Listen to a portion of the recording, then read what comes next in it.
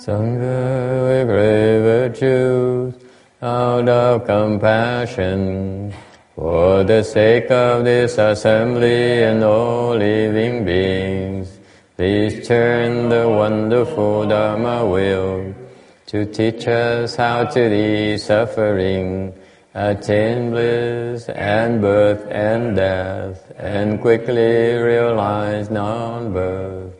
Cung thính đại đức tăng thịnh, vì thứ pháp hội cập nhật thiết chúng sinh, tinh chiến diệu hảo nhau đạo hạ môn, như há liêu sanh thoát tư lý khổ đạt lạc, tổ chứng vô sanh. Homage to the blessed, noble, and perfectly enlightened one. Nam mô Saranto Suche Doye Alahadi Samyao Samputo Sie.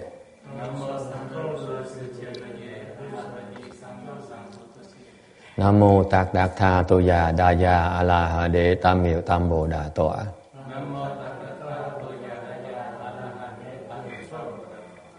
The unsurpassed, profound, subtle, and wonderful Dharma in 100,000 million aeons is difficult to encounter. Now that I've come to receive and hold it within my sight and hearing, I vow to fathom the thus come one's true and actual meaning. Wu shang sheng sheng wei miao fa bai jie wan jie nan zao yu wo jin jian wen de shou zhi yan jie Ru Lai Chân Shi Yi. Buddhas and Bodhisattvas, Venerable Shenhua, Venerable Bhikshunis, Venerable all good no advisors, Amitabha.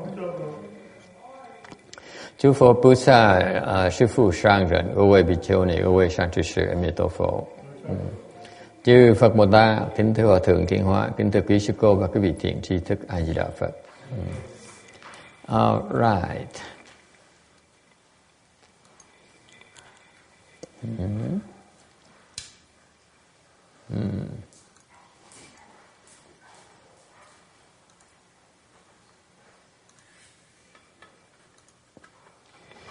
Okay, today is the 4th of December, 2011. We are gathered here in Rosemead, California to discuss the Amitabha Sutra. We are on slide 432.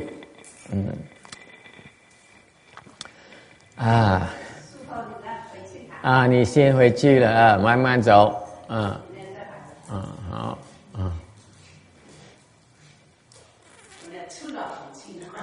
好这好了OK 阿弥陀佛再见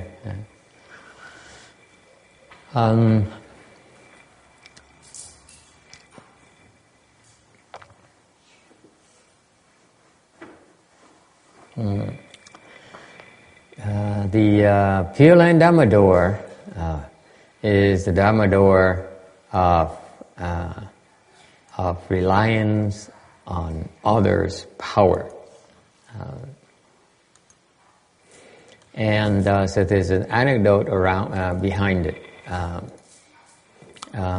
Có câu chuyện cái pháp môn tịnh độ là pháp môn tha lực. Có câu chuyện để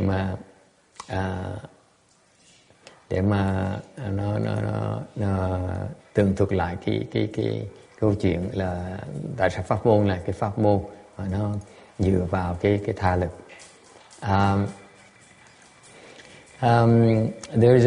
In the Qing dynasty, there's a Chan master. There's a Qing Chan master. I'm sorry, not the Qing dynasty. There's a Chan master by the name of Qing. Trước có một cái thiền sư gọi là thiền sư Thanh thiền sư. He's a great master of the Chan school. Ông là một vị tổ, một cái thầy thiền sư nổi tiếng trong thiền tông. When you practice chant, you can quickly develop spiritual penetration. Khi quý vị thiền thì quý vị có cái cơ hội để mà phát triển thần thông, mở thần thông rất lẹ. And so this chant master here, there's a spiritual penetration of the knowledge of past lives. Thì cái vị thiền sư này có thần thông, mà cái thần thông có là gọi là cái túc mạng thông. Túc mạng thông là biết sự kiện xảy ra trong quá khứ. However, even though he has spiritual penetration, as is the case of many cultivators, thì mặc dù ngài có thần thông, nhưng đều cũng giống như trường hợp của nhiều người tu hành khác đó. Cũng như vậy, người ta có thần thông. However, he has not been able to end his own birth and death yet. Mặc dù có thần thông, nhưng đều chưa có đủ cái trí huệ để mà liễu sanh tử. Okay? And this is why when we practice, the emphasis is different. Bởi vậy khi chúng ta tu đó, cái chủ trương chúng ta đó, nó mục tiêu chúng ta nó khác. Okay. For a lot of people, they practice and they want to develop spiritual penetrations in order as a reaffirmation that their cultivation is worthwhile.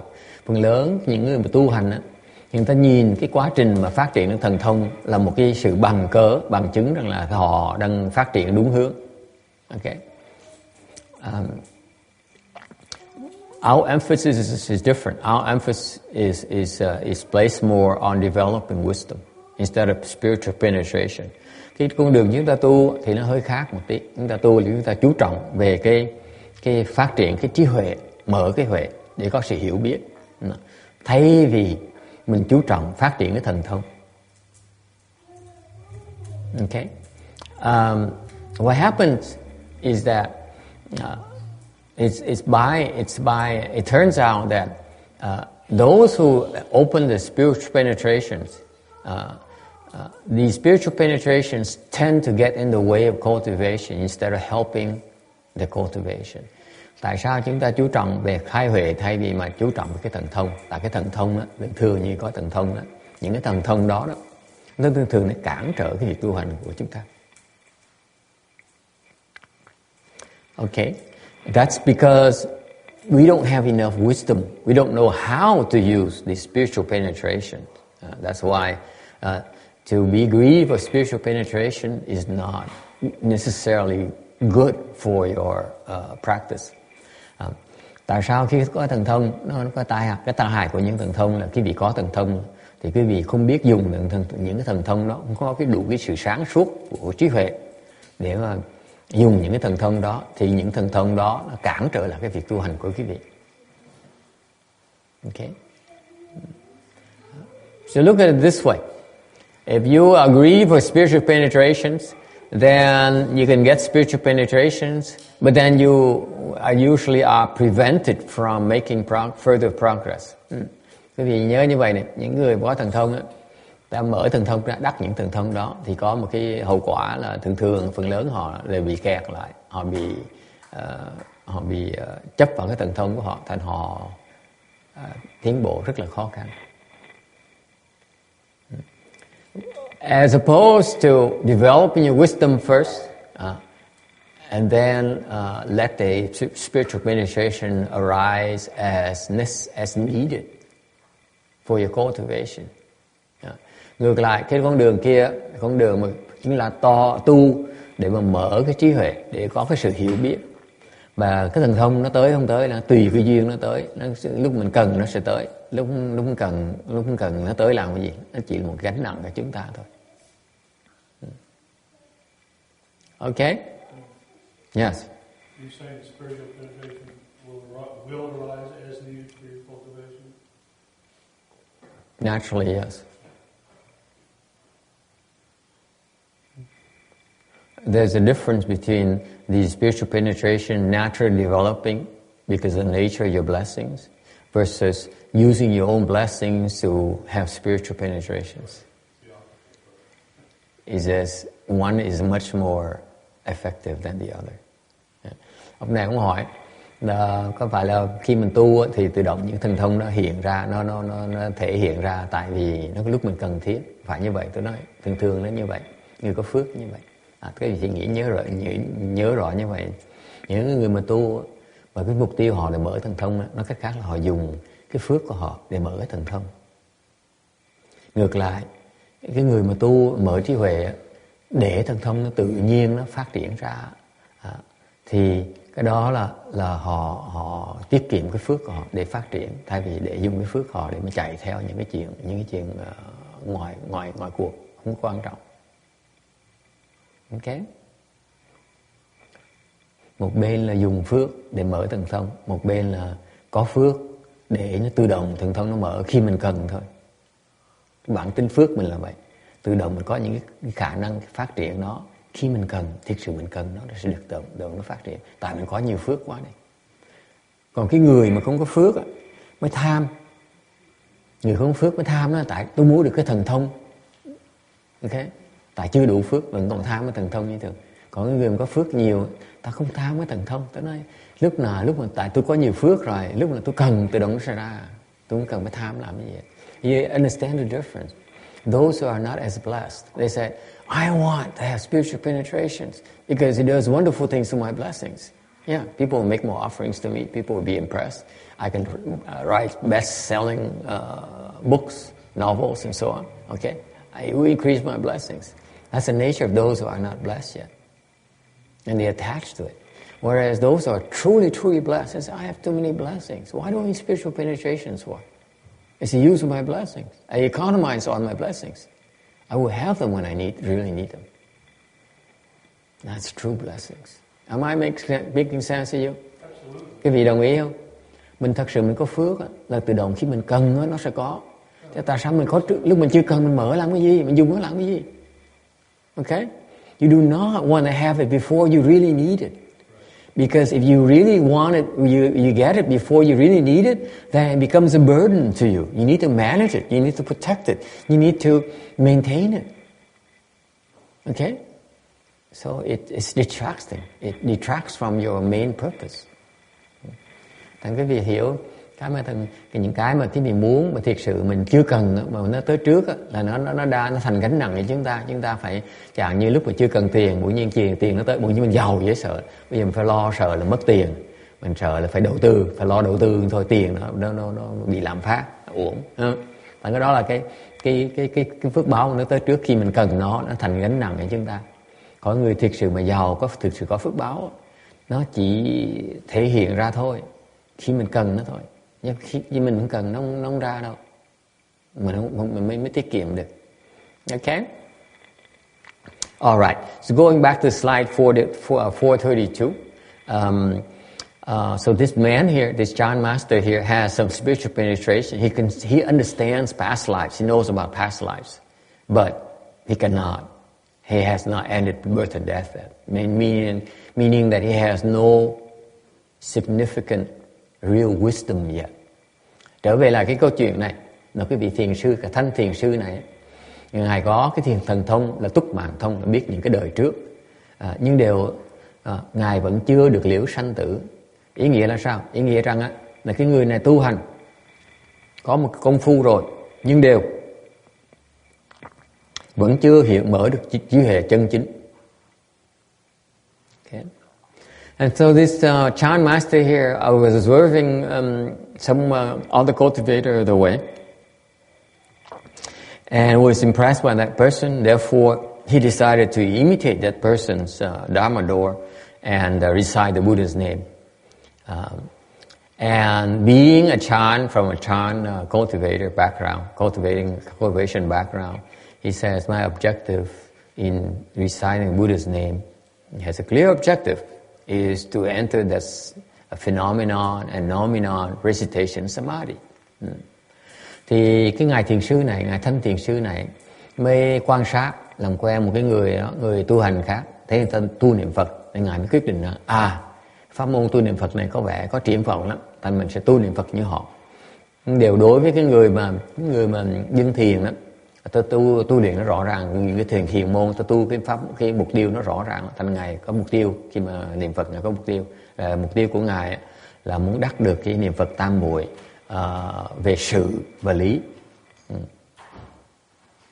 And further, as he started practicing more and more, understand more about belief, develop more faith into the rebirth Dharma door, rồi càng ngày càng tu, càng phát triển được càng nhiều phước hơn, thì bỗng nhiên càng có phát cái lòng tin về cái pháp môn tịnh độ. Và ông thiền sư này mới quyết định rằng là nên dùng cái tha lực của Phật để mà đắc vãng sanh, thay vì chỉ ỷ lại vào cái sức của mình, sức tu hành của mình thôi.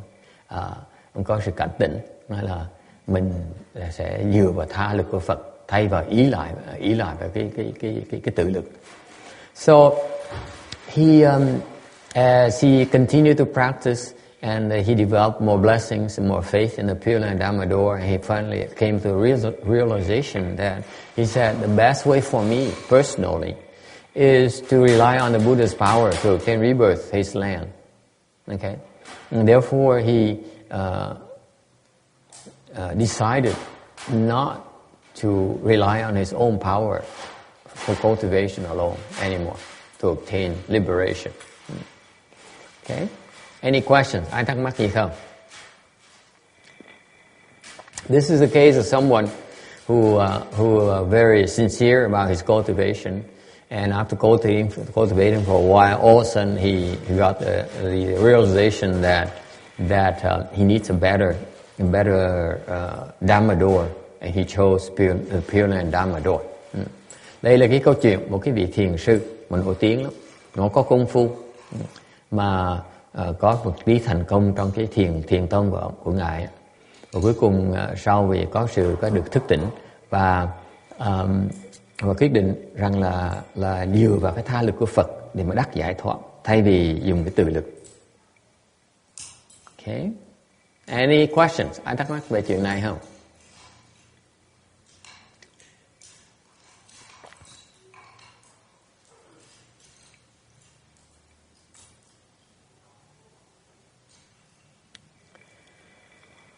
There is a quite common problem with cultivators.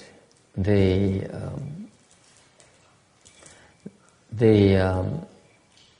overestimate their own abilities. Cái sự thật thưa quý vị là như vậy nè. Những cái người tu hành đó, họ có một cái tật mà rất nhiều người ta bị kẹt ở chỗ này. Họ nghĩ họ hơi ý lại vào cái sức của họ, hơi quá đáng. Okay. It seems to me that it would be a lot wiser to rely on others' help, because it's a pure fact of the matter is that you really truly need others' help in order to break through your own obstructions anyway, because the nature of the obstruction is that you can't handle it by yourself. Theo cá nhân tôi nghĩ là họ hơi quá tự tin. Tại vì cái người mà tu hành sau khi họ thực sự hiểu tu hành rồi thì họ hiểu sự quan trọng của tha lực. Tại vì cái người mà chỉ ý lại về tự lực mình là cái người thường nó có cái quan niệm sai lầm, họ hơi tự cao một tí, họ nghĩ họ đủ sức. Mà sự thật là cái chướng ngại, cái bản tính của chướng ngại của chúng ta là chúng ta tự một mình khó mà giải quyết, dễ sợ lắm. Rất là khó giải quyết. Bởi gọi là chướng ngại tại vì chúng ta thiệt sự chúng ta giải quyết không có nổi. Alright, any questions about this? Có ai thắc mắc gì về chuyện này không? Alright, slide 433. Ok, tiếp tục tấm 433. Here's a question. It says, the Buddha is not separate from the mind, as it was said previously. Then why do we have to rely on Amitabha's power and not our own Buddha, the self Buddha's power? Câu hỏi nói là nếu như hồi nãy lúc trước phần trước có giảng rằng Phật chỉ là cái tâm thôi, không khác gì hết. Nếu như vậy thì nếu mà Phật thực sự là tâm á, thì tại sao mình phải ỷ lại vào cái nguyện lực của ngài A Di Đà Phật mà không phải ỷ lại vào cái tâm, cái Phật, cái Phật của tâm mình? Do you understand the nature of the question here? Why I have to go outside, rely on Amitabha's Buddha's power? Why don't I rely on my own Buddha's power, self Buddha's power? That's the nature of the question. Câu hỏi là, nói tóm tắt lại là chúng ta lại được dạy là nên ỷ lại vào cái nguyện lực của ngài A Di Đà Phật. Mà tại sao mình không ỷ lại vào cái nguyện lực của cái Phật, cái vị Phật tự thân của mình?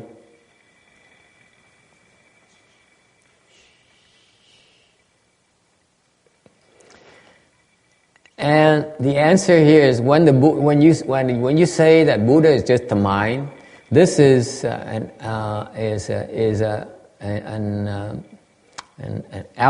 allegory of the process of the certain Dharma door. Nói Phật là tâm á, thiệt sự là cái ý nghĩa đó là một cái phương tiện bên cái bốn cái sự đốn ngộ của thiền tông. Actually, in the Flower Adornment Sutra, it says that mind, Buddha, and living beings are not different. Thank you. So, furthermore, hơn nữa, trong Kinh Hoa Nghiêm nói rõ ràng lắm, tâm, Phật và chúng sanh thiệt sự không có sự khác biệt gì hết. When you talk about a Buddha, khi mà nói về Phật, is the Buddha inside a living being's mind? Tất cả những cái vị Phật mà quý vị có thể nghĩ được họ đều là hiện diện trong cái tâm thần của tất cả những cái chúng sanh. And furthermore, living beings are just those inside the Buddha's mind. Ngược lại, chúng sanh là luôn luôn ở trong cái tâm của Phật. Okay? This is how Buddhas function. Buddhas are always constantly mindful of all living beings. Thực ra chư Phật mỗi vị Phật người nào cũng vậy. Người nào luôn luôn khi mà sau khi thành Phật rồi là luôn luôn tìm cái đủ loại phương tiện, đủ cách để mà giúp những tất cả chúng sanh. Thành ra cái tâm của Phật khi nào cũng nghĩ tới chúng sanh. In other words, the mind of the Buddha is constantly thinking of helping living beings. Therefore, living beings are not different from the Buddha's mind. Tại vì tâm của Phật khi nào cũng đang cố gắng tìm mọi phương tiện, mọi cách để mà cứu độ chúng sanh. Thì nói cách khác là những cái vị Phật, mỗi cái vị Phật là luôn luôn tưởng niệm tới tất cả chúng sanh. Thì nói cách khác là tất cả chúng sanh đều ở trong cái tâm của Phật. Any questions? Ai thắc mắc gì không? In essence, the three things, the mind, Buddha, and living beings are just three aspects of one fundamental substance. Sự thật ra, chúng sanh, Đức Phật và quả báo, họ chỉ là cái sự hiện tướng ra của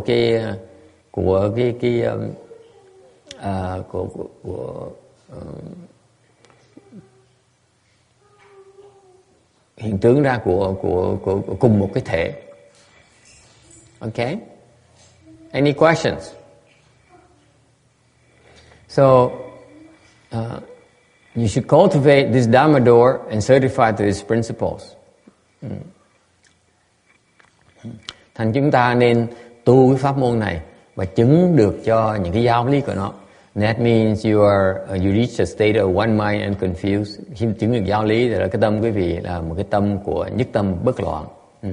And at that point in time, you will be able to begin to see that we are not different from there. We see that outside of you, the others are not different from yourself. And furthermore, you understand that the Buddha that everyone refers to as outside the self is just the self, the Buddha is the self. Và hơn nữa, những người mà nói là cái Phật, vị Phật này, vị Phật nọ đó, thì những cái vị Phật đó chỉ là tiêu biểu cho cái tự Phật, Phật của bản thân mình. And finally, this question reflects that this non-differentiation has not been understood yet. And that's why there's still discrimination between self and others in the nature of this question. Thành ra cuối cùng, cái câu hỏi này nó phản ánh lại cái sự thật là cái người hỏi này chưa hiểu được cái chân lý của cái này, chân lý của cái ba cái nhưng đều cùng là một thể. Bởi vậy vẫn còn cái sự phân biệt giữa cái ngã và tha. Thành người đang bị kẹt. Because this person is stuck. Any questions? Ai thắc mắc gì không? 434. Tấm 434. Furthermore, there are some more questions and answers. Có một vài cái vấn đáp khác nữa.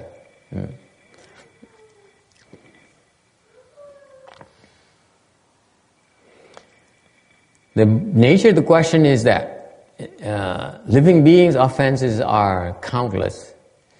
How can recite the Buddha's name eradicate obstructions and allow for rebirth to the Western Buddhist Pureland? Cái câu hỏi là cái nghiệp, ác nghiệp và chúng sanh nó vô số.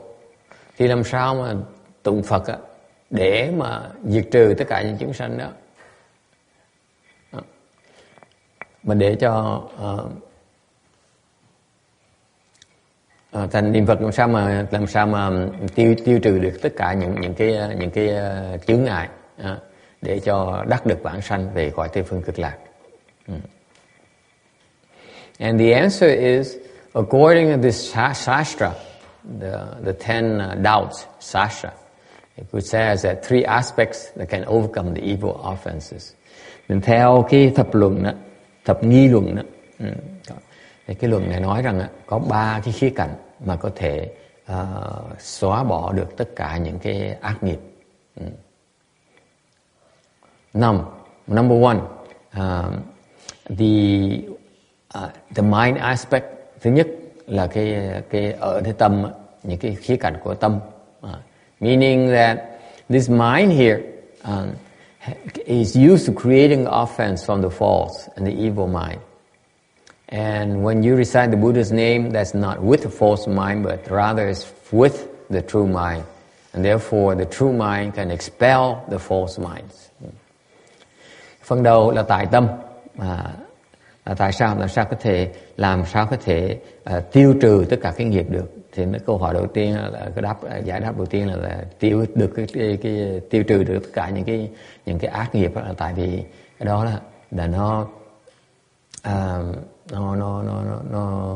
những cái nghiệp nó tạo ra bằng cái tâm và giả và tâm ác giả.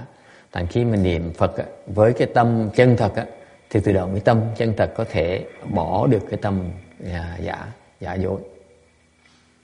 Any questions about this?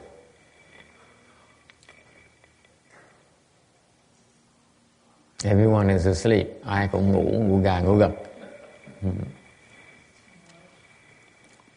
You have a good lunch, Roberta? It doesn't register at all, does it? You lower your head and you close your eyes, and no one can tell the difference.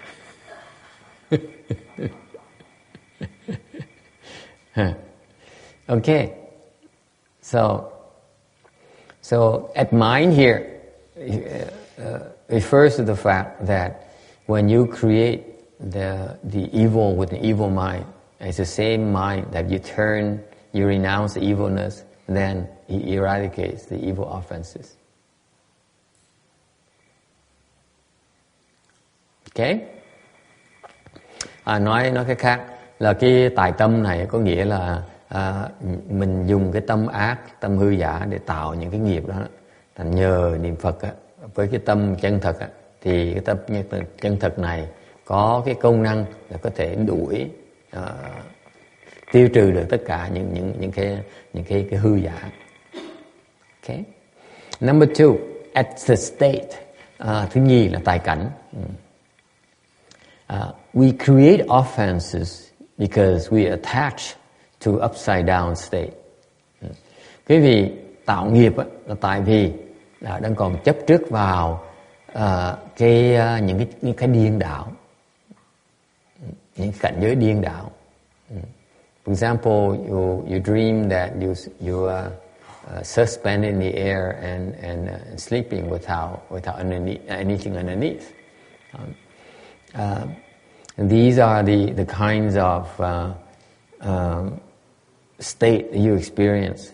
And because you see these states, like some people see visions and stuff like that, and they're attached to what they see, and that is called upside down because they're attaching to a partial picture.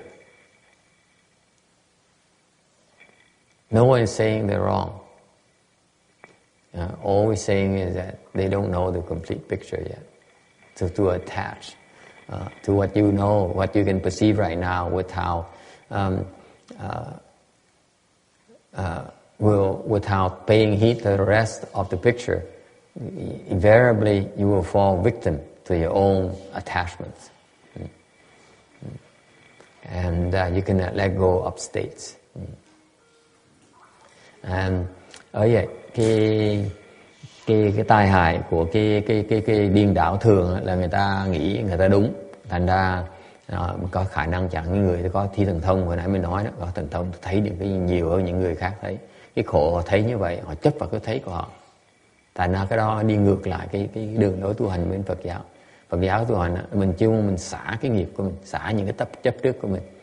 So again, let me reiterate, these people here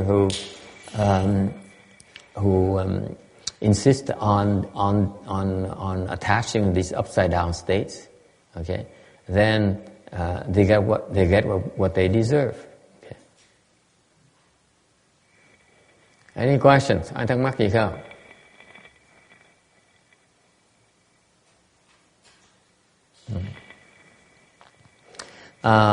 As far as the effect at the state level is that even though you may be confused, but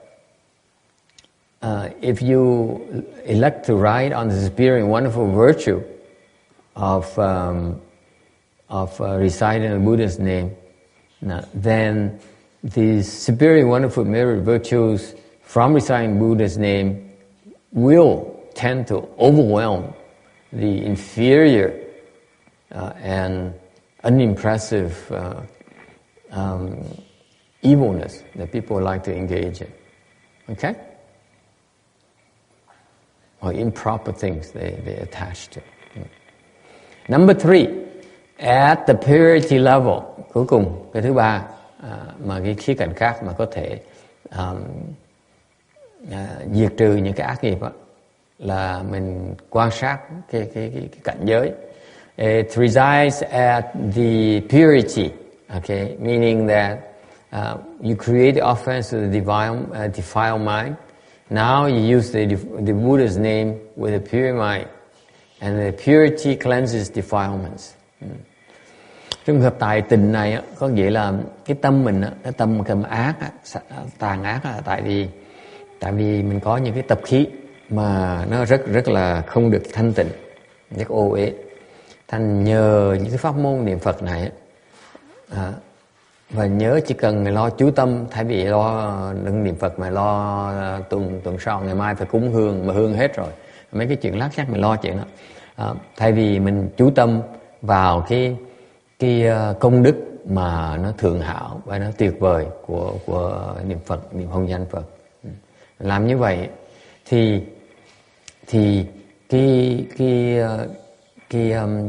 cái công đức mà nó cao thượng, nó cao cả hơn, nó có thể khuất phục những cái điên đảo mà nhỏ nhen mà người thường bị chấp vào.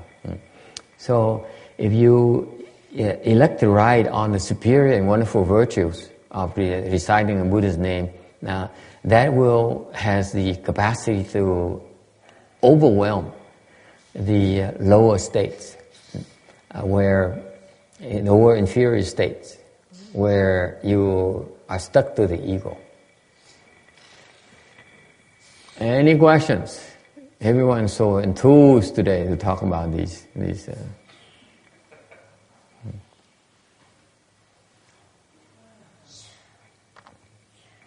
And at the purity level, you create offense with defiled mind, and you recite Buddha's name with a pure mind, and purity cleanses defilements.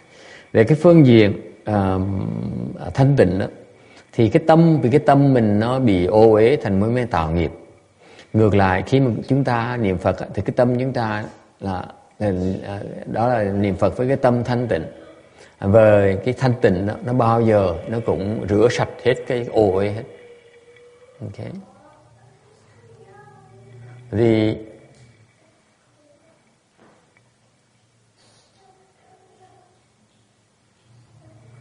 The point here is that if you realize that you created offenses and you want to deal with these offenses, then you can simply recite the Buddha's name with a pure mind, and this will naturally cleanse all the defilements. Chỉ cần nhớ chuyện như vậy thôi. Nếu mình đã từng tạo nghiệp, thì cái tâm không thanh tịnh của chúng ta, thì muốn gỡ những cái nghiệp đó, chỉ cần quyết tâm niệm Phật với cái tâm thanh tịnh, thì cái việc niệm Phật đó, công phu niệm Phật đó, nó sẽ gỡ hết tất cả những cái ác nghiệp đã tạo ra trong quá khứ. Yes. Takes a very long time. Yeah, I can clean up the deposits, but there's a couple of hours reciting the Buddha's name. Have to do it for a really long time. Hỏi là muốn mà xóa những cái nghiệp đó chắc phải tốn nhiều thời giờ lắm. Chắc là ông nghĩ là chắc là không thể nào niệm Phật 2 tiếng đồng hồ xong rồi xóa hết tất cả cái nghiệp. What do you think? Some people are smiling and laughing. Có những người cười với mỉm cười. Does it? Doesn't it? Does it take a long time or doesn't it? Yes? Yes? I don't know. You agree it takes a long time? Maybe somebody saying maybe the entire lifetime, not just a long time, entire lifetime. How about eternity? Cả cuộc đời hả? Cuộc dữ vậy? Hay là gọi là vô tận đời, nghĩa sao? Một cuộc đời nó còn ngắn quá. I said, yeah, that's nature is you display your sincerity. Why you worry so much about the timeline? Tại sao phải lo cái thời gian dữ vậy? Huh? Why do you say, okay, I will recite the Buddha's name because it's beneficial to me? Tại sao niệm Phật chỉ nó lợi cho mình thôi? Okay, and so in other words, I will continue to recite as long as I help you eradicate offenses. Then your mind is not pure yet. Dạ, những cái vị nói, tôi tiếp tục niệm Phật, tại vì tôi sẵn sàng tiếp tục niệm Phật với điều kiện là cái sự niệm Phật của tôi nó sẽ xóa những cái nghiệp của tôi. Thì tôi trả lời ngược lại cái vị là sao? Tôi nói là như vậy cái tâm quý vị vẫn chưa thanh tịnh như thường, xóa không được bao nhiêu đâu. And so my retort to you is that if you think like that, then you're not able to recite that many offenses because your mind is not pure yet. Okay?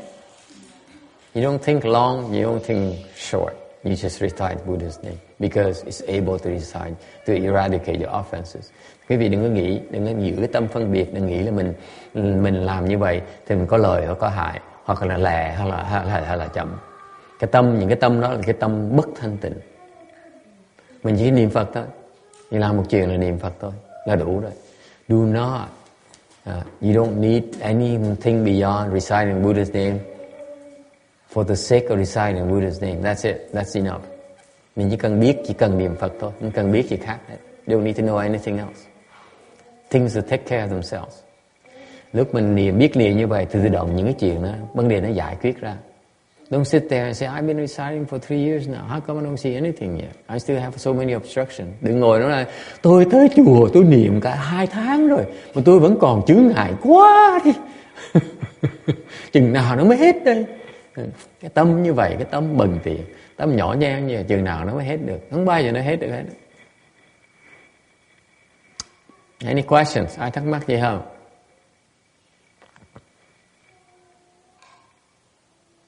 And if you can recite the Buddha's name, it's not about eradicating all the offenses. Don't take it wrong. Khi quý vị nghe mà xóa nghiệp á, quý vị phải cẩn thận. It's not designed to make you become greedy. See, I know most of you, when you hear eradicate offenses, say, that's it. I make mistakes. I better recite the Buddha's name to erase those mistakes. Khi mà quý vị, tôi biết phần lớn quý vị mà nghe nói là niệm Phật á, sẽ xóa những cái nghiệp á, thì phần lớn đa số quý vị nói tôi biết mà tôi có làm nhiều cái lỗi lầm, tôi lập tức niệm Phật để xóa những cái lỗi đó đi. Okay? You can try, but it ain't gonna eradicate it that much. Cái cố gắng thôi chứ còn nó chả xóa được bao nhiêu hết, xóa tí xíu à. What's it referring to? Đang bàn về cái chuyện này. It's referring to the purity of mind. Đang chỉ vào cái tâm hoàn toàn thanh tịnh. Có nghĩa là sao? If your mind is totally pure, tâm thanh tịnh nghĩa là sao? Cái tâm thanh tịnh là cái tâm mà thiệt sự thanh tịnh. Là cái loại tâm nào? What kind of mind is totally pure? Tâm thật sự thanh tịnh là tâm là sao? The Buddha's mind, tâm của Phật. What is the Buddha's mind? Tâm của Phật là sao?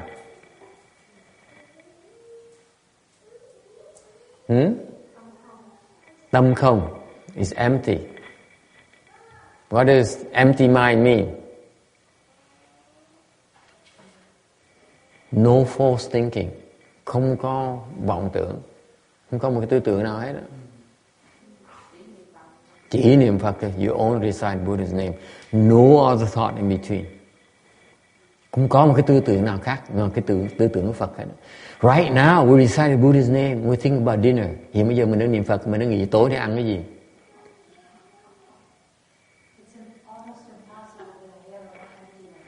Yeah, your mind is virtually thinking, always thinking of something. You know, if Lani she recite, you ask her to recite the Buddha's name and say, I recite Buddha's name, but after I'm done reciting Buddha's name, I want to go have a McDonald's Sunday. Ngày như có cái cô Lan đó mà cô ngồi niệm Phật ở đây thì nói, bị cô này thôi có đâu, sang niệm Phật chứ.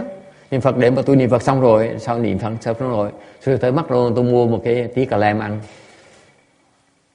That's what she had last yesterday. Ngày hôm qua tu một ngày xong rồi ghé ngang McDonald's rồi mua cà lem ăn. I'm kidding of course. Tôi đừng đùa quý vị đương nhiên rồi.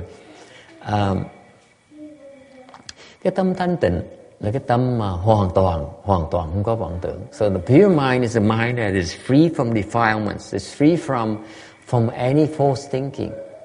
If you recite the Buddha's name like that, nếu quý vị có thể niệm Phật với cái tâm như vậy, then you can eradicate any offense. Nếu như quý vị mà niệm Phật được như vậy, thì quý vị có cái khả năng xóa hết bất cứ cái tội nào. Bất cứ cái tội nào. Any offense.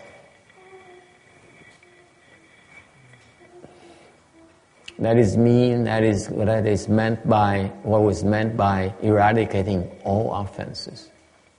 Cái ý nghĩa của câu nói hồi nãy nói là mình có thể xóa hết tất cả cái nghiệp, ở ý nghĩa chỗ đó đó.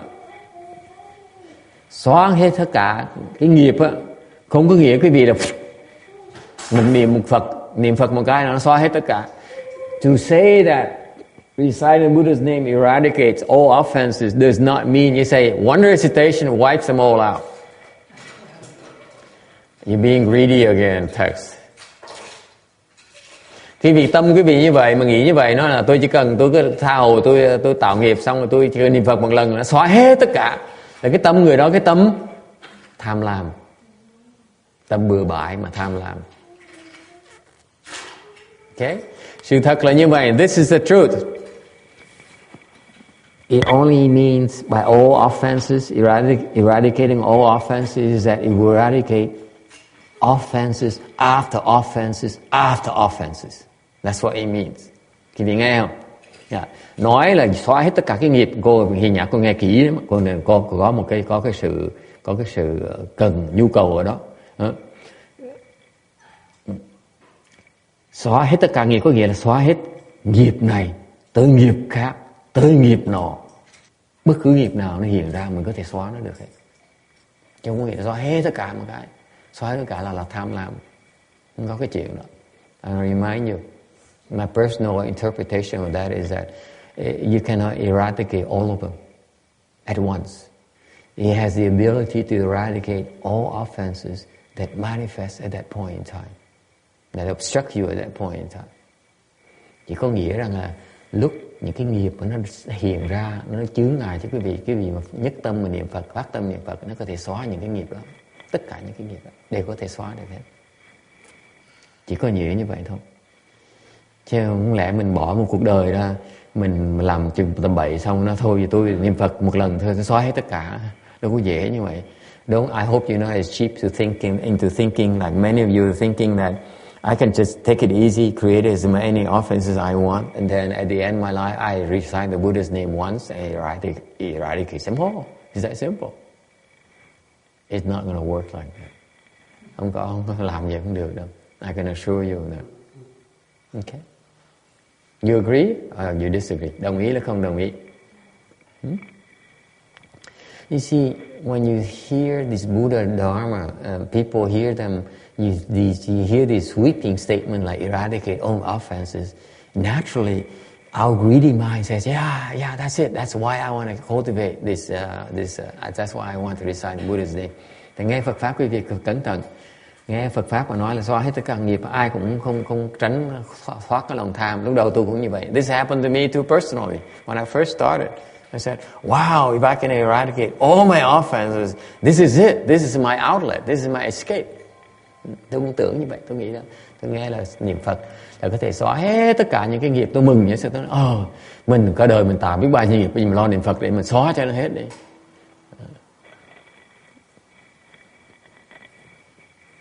So if you think like that, then like what someone said earlier, yes, it takes a little bit longer, but you will eventually be able to.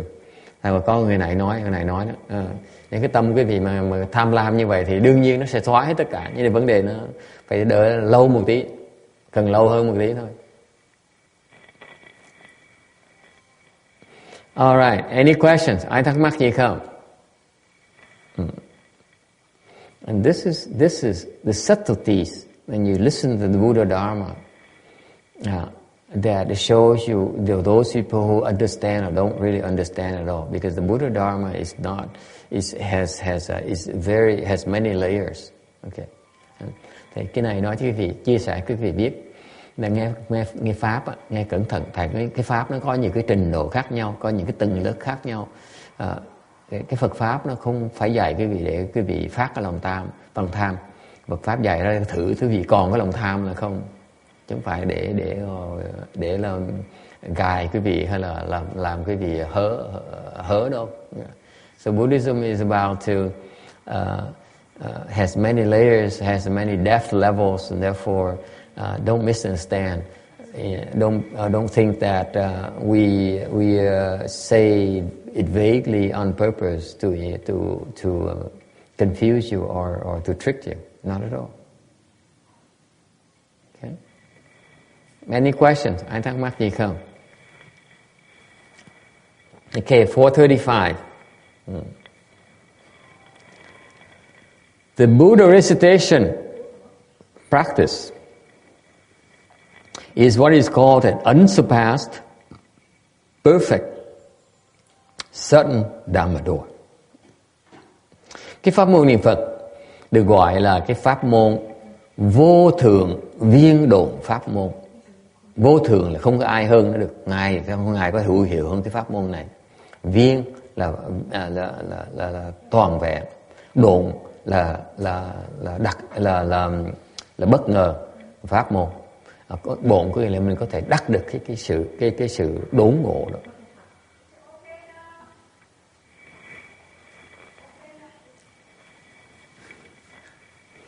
Okay, it's okay. All right. Why is it called the unsurpassed perfect sudden Dharma door? Tại sao gọi là vô thượng viên độn pháp môn?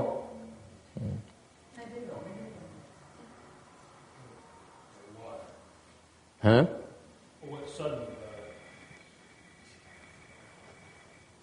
What's so sudden about it?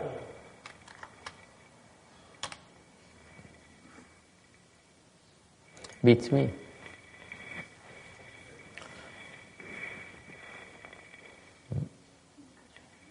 Are we still having technical problems? Yeah. Two person, one complain cannot hear, but one okay. Oh, that's yeah. The question is, what's sudden about it? Đốn ở chỗ nào?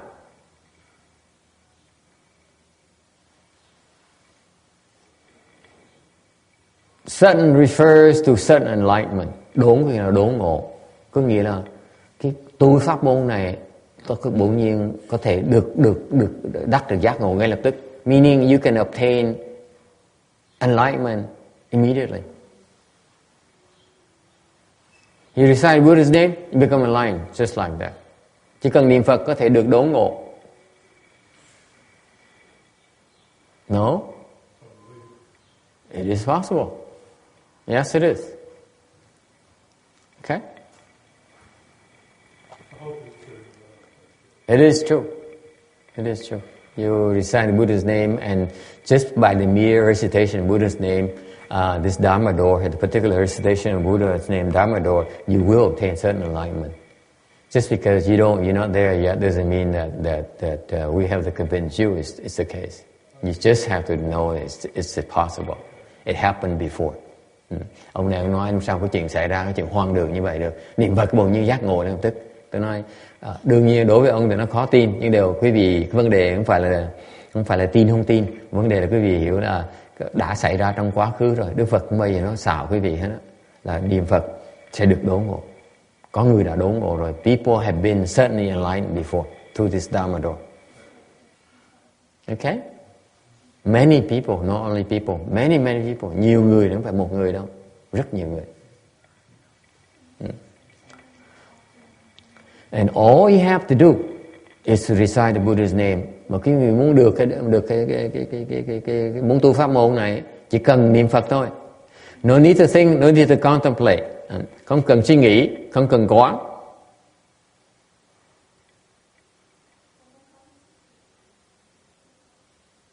Just simply recite with a straight forward mind.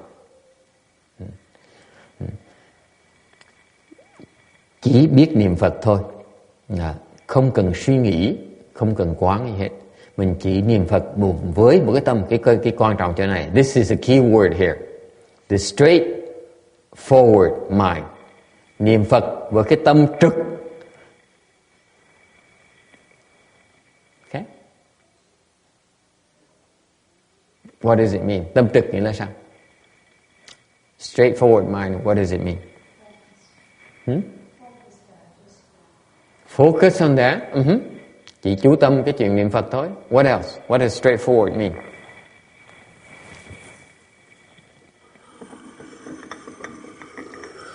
Jasmine, what does straightforward mean?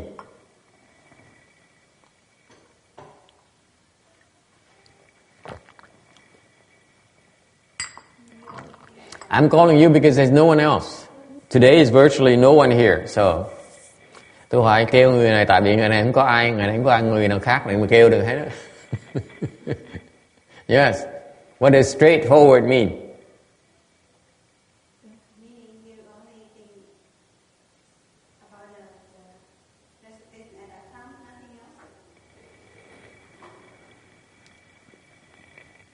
No, not quite. Cái tâm trực nghĩa là sao? What does it mean? No deviousness, không quanh co. What does it mean, no deviousness? Amy, what does it mean, no deviousness? She's not? She's left? Okay.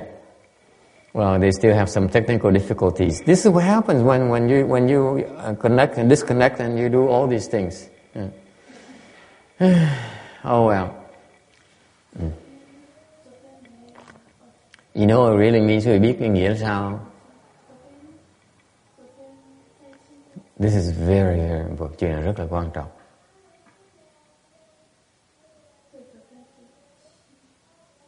What does it mean reciting with a straightforward mind?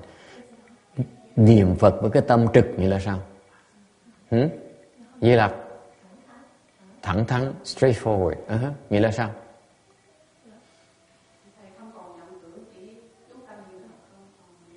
Là chú tâm.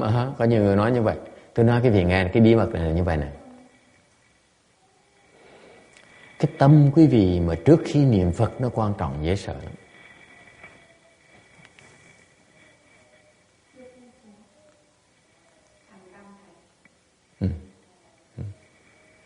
This is a secret. Your mind, the nature of your mind before you start reciting is very critical. Think about it. Suy nghĩ lại coi.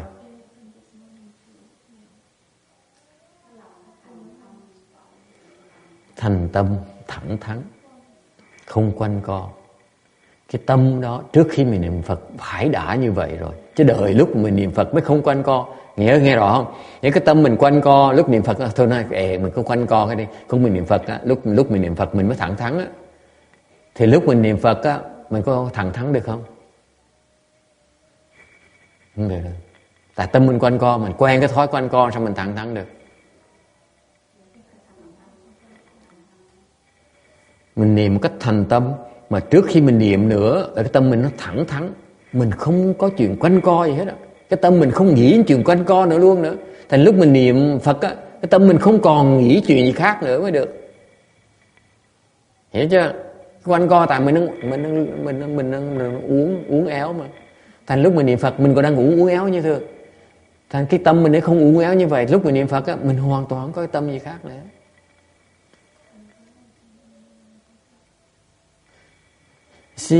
You see, if your mind is crooked and your mind is not straightforward, because your mind is always constantly bending around and twisting around before you recite the Buddha's name.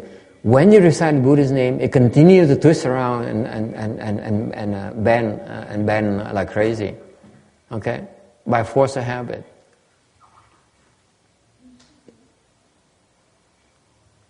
So the objective is to keep your mind straightforward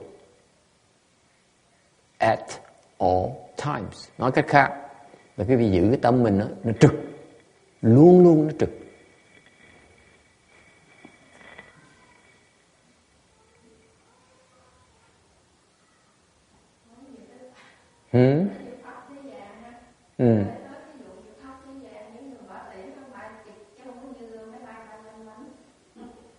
Nhưng máy bay sao? Lăn quanh hả?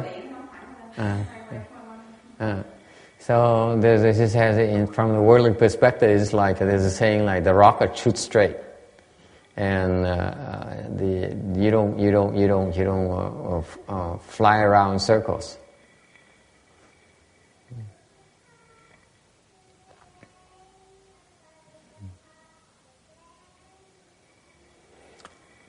Cái người mà giữ được cái trực tâm á, là cái người có phước báo rất là cao. Let me tell you, let me elaborate for you a little bit. Those of you who are able to maintain a straightforward mind are the ones who are very, very blessed. Đồng ý không? You may not be the most, I'm not, be careful here. I'm not saying you're the richest people in the world. Nghe rõ không? Tôi không nói cái vị giàu nhất nghe chưa? Tôi chỉ nói cái vị nhiều phước nhất thôi. I'm only saying you're more blessed. Agree, disagree? Đồng ý là không đồng ý?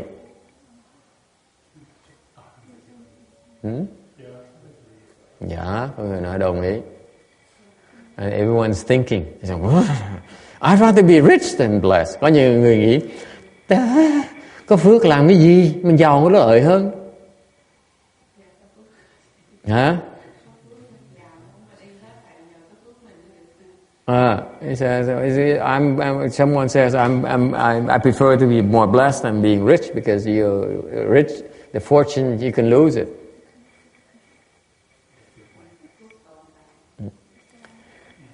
Tại sao cái người có phước giữ được cái tâm thẳng, cái người mà thiếu phước cái tâm nó không thẳng, nó quanh co? Tại sao như vậy? I may ask you, why is that the blessed people who are blessed are more straightforward by nature than the people who are not as blessed?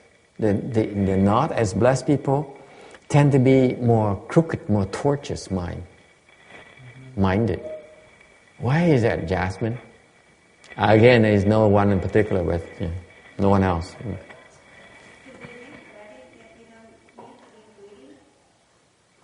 Huh?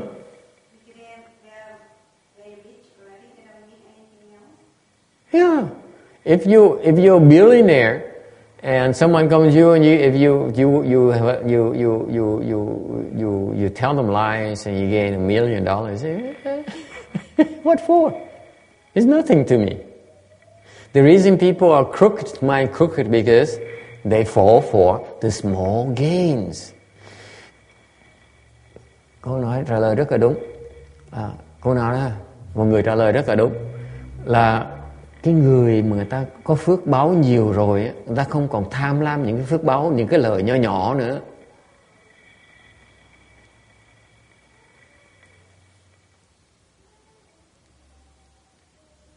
Okay. Người giàu quá rồi, cho nó thêm chiếc xe, cho thêm cái chùa, nó cũng chừng nữa thôi, nó trả bao nhiêu hết. Làm sao nó tham lam được, nó quanh co làm cái gì, đúng không? Nó ngược lại, cái người mà tâm trực á, là người không biết sợ, không sợ mất lòng người ta. And let me give you present another aspect of being straightforward minded. You're not afraid to offend people.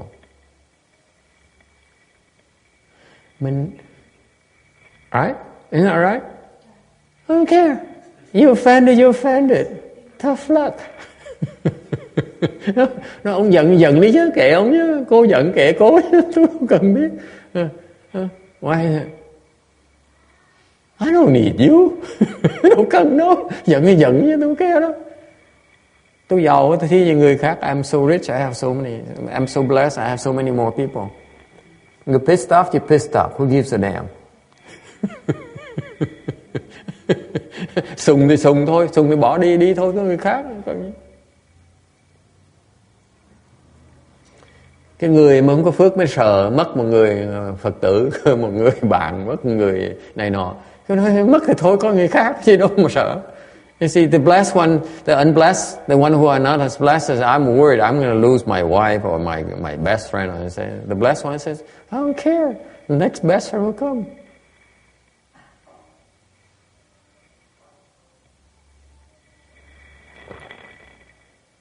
Any questions?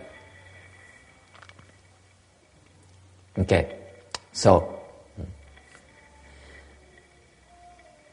if you agree with my analysis of a straight mind, then aren't we talking about a person who is very, very blessed?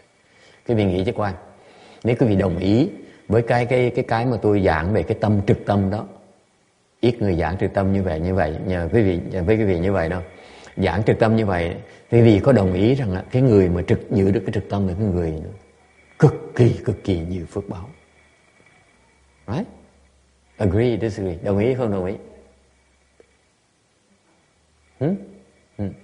Cái người nhiều phước báo như vậy, đốn ngộ là chuyện không có gì khó khăn.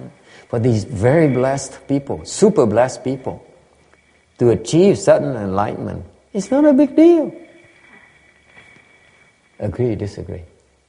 It's possible. I rest my case. QED. Chứng minh xong nữa. Just take whatever comes and you're content with that, then it's not a big deal. Huh? Including enlightenment is not a big deal. Ngay cái giác ngộ nó cũng là cái gì quá quan trọng. Phước đến độ như vậy. Giác ngộ con nhỏ thành Phật mới là đại sự. Let me tell you, sudden enlightenment is nothing yet compared to becoming a Buddha. From certain enlightenment to becoming a Buddha, it's a long road. Từ cái đốn ngộ quý vị cho tới mà thành Phật á, nó xa lắm.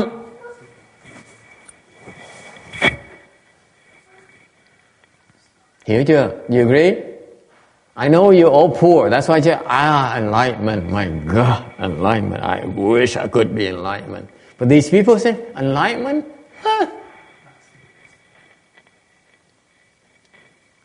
That's called certain enlightenment. Okay? With a straight mind. Vì thấy không? Mình bây giờ mình nghèo quá. Mình chỉ ao ước là được vãng sanh thôi. Ao ước là giác ngộ là chuyện mà không thể mà cái thể tưởng tượng ra được. Còn người ta giàu đồ giác ngộ cái gì đâu mà nhầm gì đâu. Thành Phật ta mới sợ ấy, còn giác ngộ không có gì hết. Giàu Ấn Độ như vậy, phước Ấn Độ như vậy.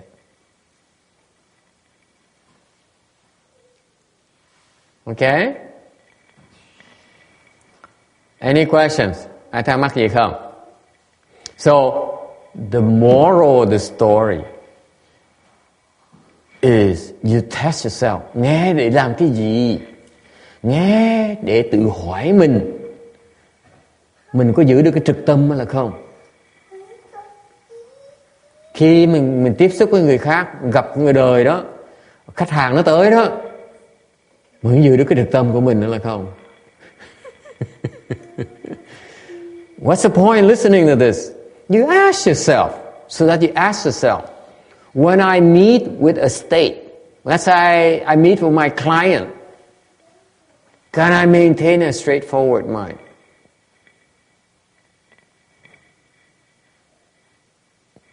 That's how you can tell how blessed you are. Cho quý vị thấy phước báo quý vị bao nhiêu. Okay?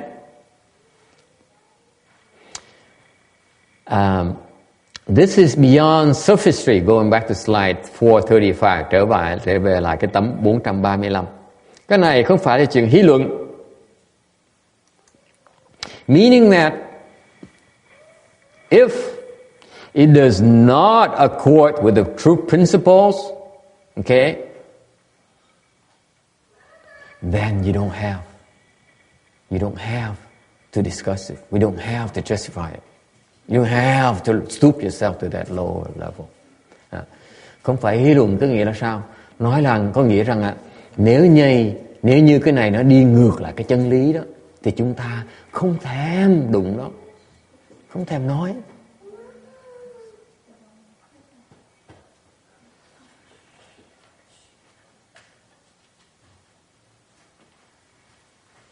Okay? It's beneath us. Không xứng đáng để mà nói.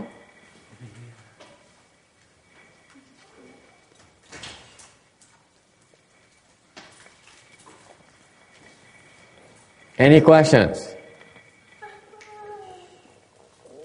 What does it mean? Không phải ý luận nghĩa là sao?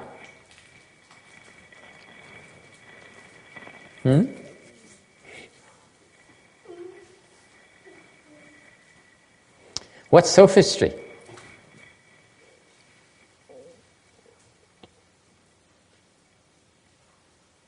Come on, you all know that. Ai cũng biết hí luận là cái gì hết. It's taught. Huh? It's presenting something that appears to be meaningful, but in fact means nothing. Có nghĩa là nói bàn cái gì mà có vẻ nó có lý, thực ra nó hoàn toàn nó vô ý nghĩa. What does it mean? What kind of person is this? Cái loại người này là loại người gì?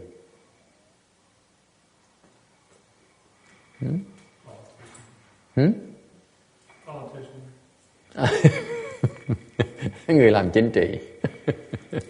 Come on, text. That's not criticize anyone here. Đừng có chỉ trích người khác. Mình đừng nói pháp. Luật sư. Người bán nhà cửa. Sick people, yeah, I know. Mấy người bệnh hoạn. Who else?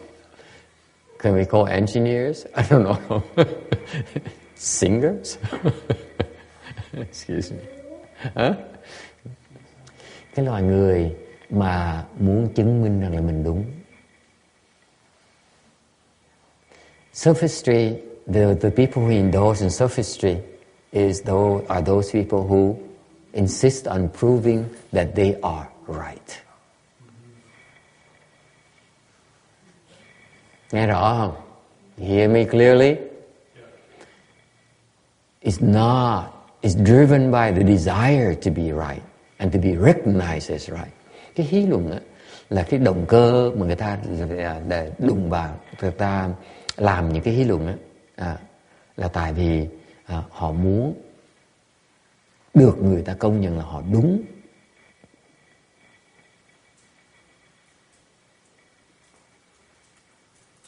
Why is everyone looking down? Ai cũng nhìn, cái mặt cũng nhìn xuống hết rồi.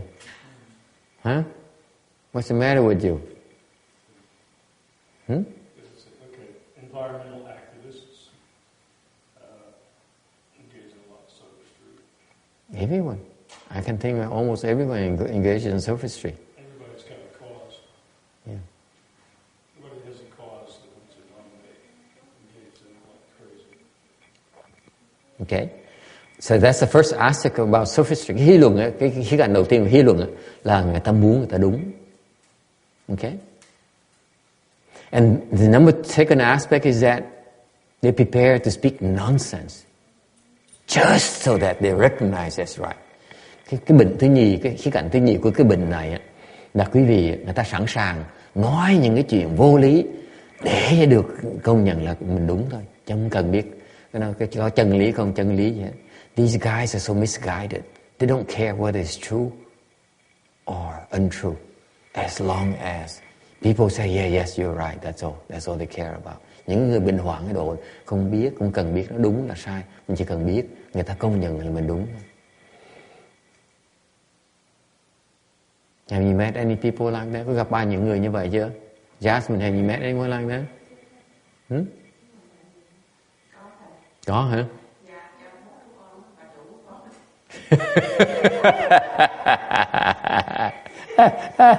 Someone says my boss is like that.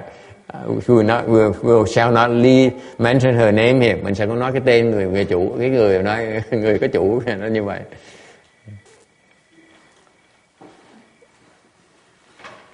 I would tell you that now this is a sickness that's pervasive in society. Cái này sự thật trong xã hội này, nhiều người bị bệnh này lắm. Okay, đúng không? Nhiều quá đi. I mean, you look around, it's all around you. I look and I see people who are caught in sophistry. Hí luận đầy hết. Huh? You know, hey, Joseph, you know about sophistry? You do? Do you do sophistry?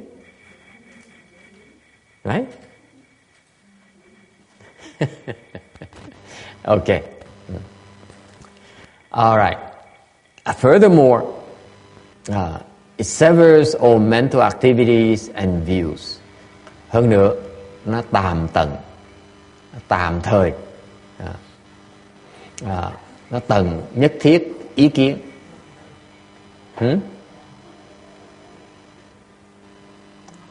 Đoàn hả? Hay là đoàn hả?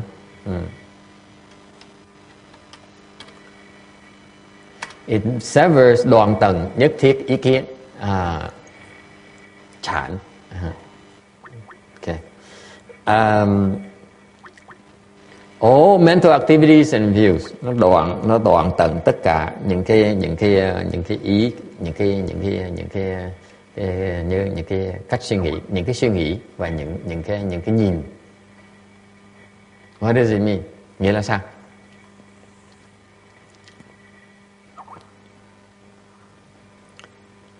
It means, please listen carefully. Quý vị nghe cho kỹ nè. Cái này quan trọng lắm. This is very important for cultivation. Tu hành là cái này quan trọng lắm.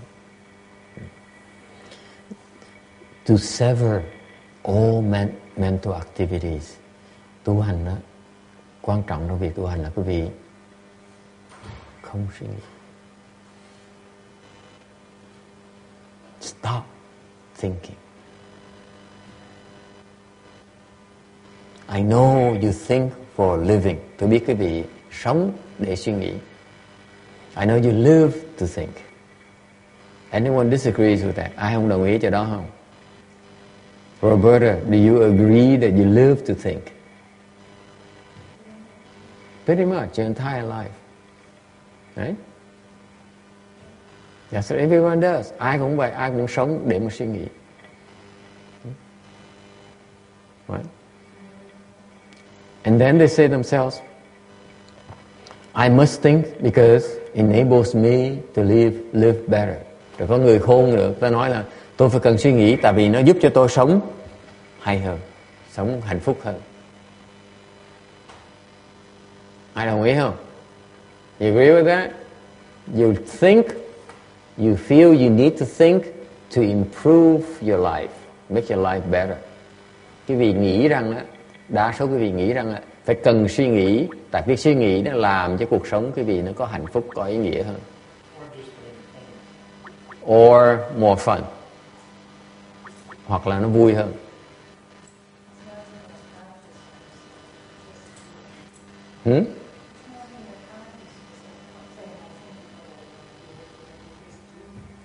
It's just automatic. This is what we do. We think and we rationalize. Sự thật như vậy. This is very good, Roberta. Cái này sự thật như vậy này. Là mình luôn luôn mình suy nghĩ. Thành ra mình bào chữa tại sao mình cần suy nghĩ. We are constantly thinking and therefore we rationalize our constant thinking. Right? Yeah, that's what we do. We're proud of it. You say, I'm think, therefore I am human. Có người nói, tôi suy nghĩ, tức là tôi là con người.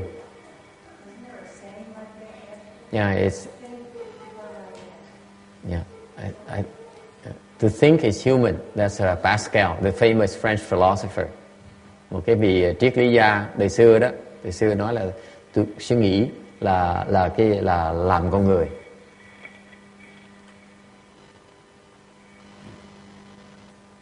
Okay? So, in order to cultivate, okay, you know, like you watch a boy right now. No boy in particular. You watch a boy right now. What do you think he's doing right now? He's thinking. Thấy đứa con nít không? 5 tuổi đó. At 5 years old, he's thinking. He's thinking about what he wants to do. Đứa 5 tuổi đó, nó đang suy nghĩ, nó muốn làm cái gì. You think you're any better than a 5-year-old boy? Cái vị nghĩ hơn nó hả? Cười. Someone laughs. You think you're better than him? You're thinking about what you want to do. It's nothing new. Mình mở mắt ra một cái, mình suy nghĩ mình muốn làm cái gì.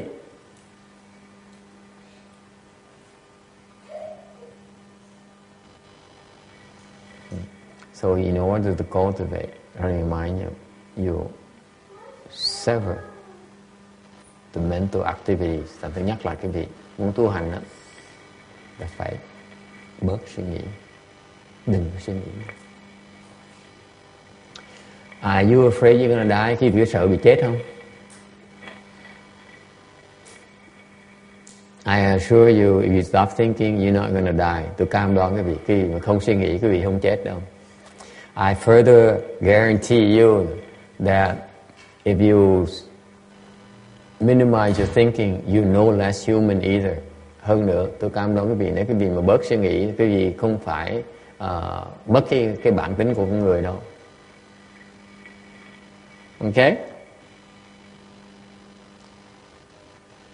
That's mental activities. Đó là cái ý, cái suy nghĩ. Còn cái kiến là sao? What about views?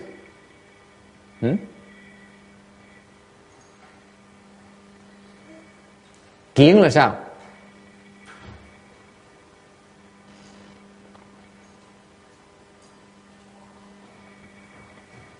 What are views?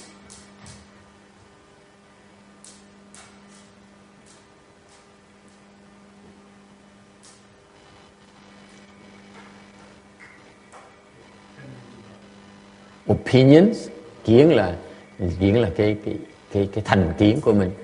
Yes. Prejudices,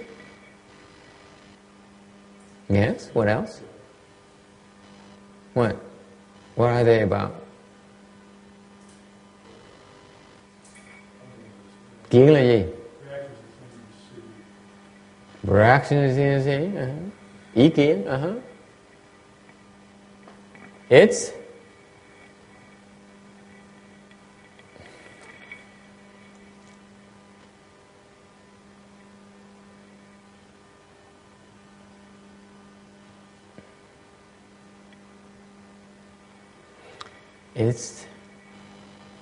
judgment. Ý kiến có nghĩa là quý vị đang phán đoán, đang phán xét.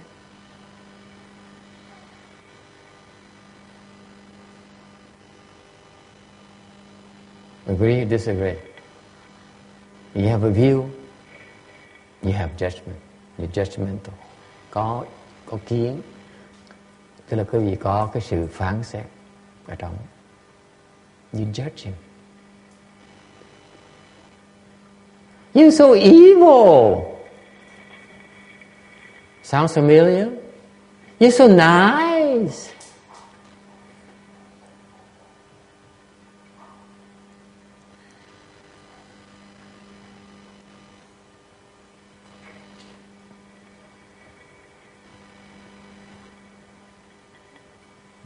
Kiến là người có tiếng là người nói người này ác dễ sợ, người này tốt dễ sợ.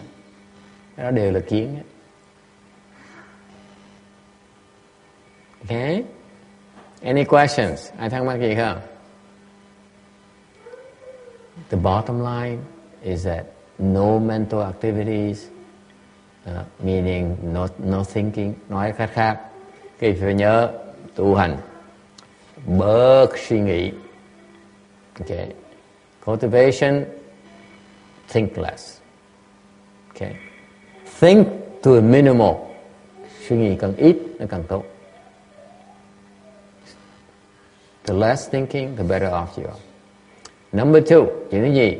I know it's impossible for many of you, so you can stop right there and tune out for the rest of this sentence here. And you don't judge. You don't pass judgment. Chuyện thứ gì?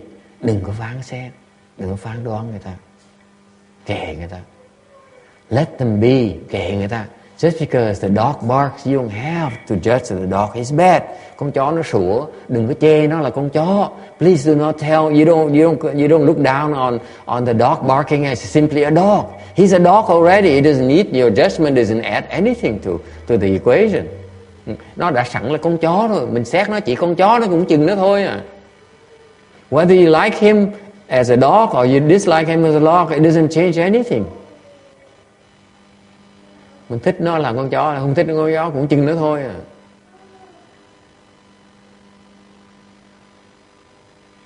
Okay?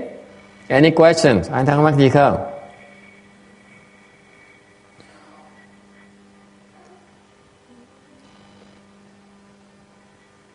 Okay. We're talking about the best of the best here. Mình đang nói về cái những cái người mà thượng căn á. Người ta làm cái gì? I'm describing you the best kinds of people here.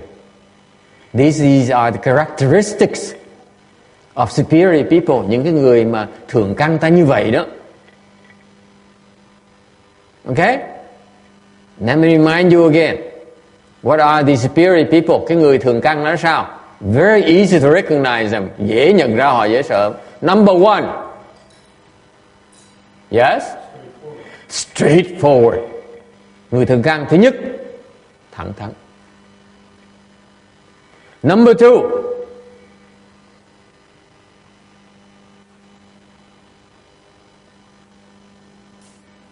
Yes? Number 2. Thứ nhì. No, not yet. No, coming, not so fast, young man. What's number 2?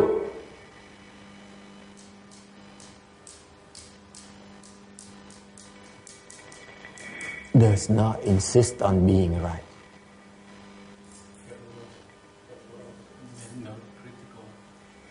Không đòi đúng. Không đòi đúng. Cái người thường mình á, cái người mà hạ cơ, người trung cơ luôn luôn đòi đúng, cứ đòi đúng thôi à.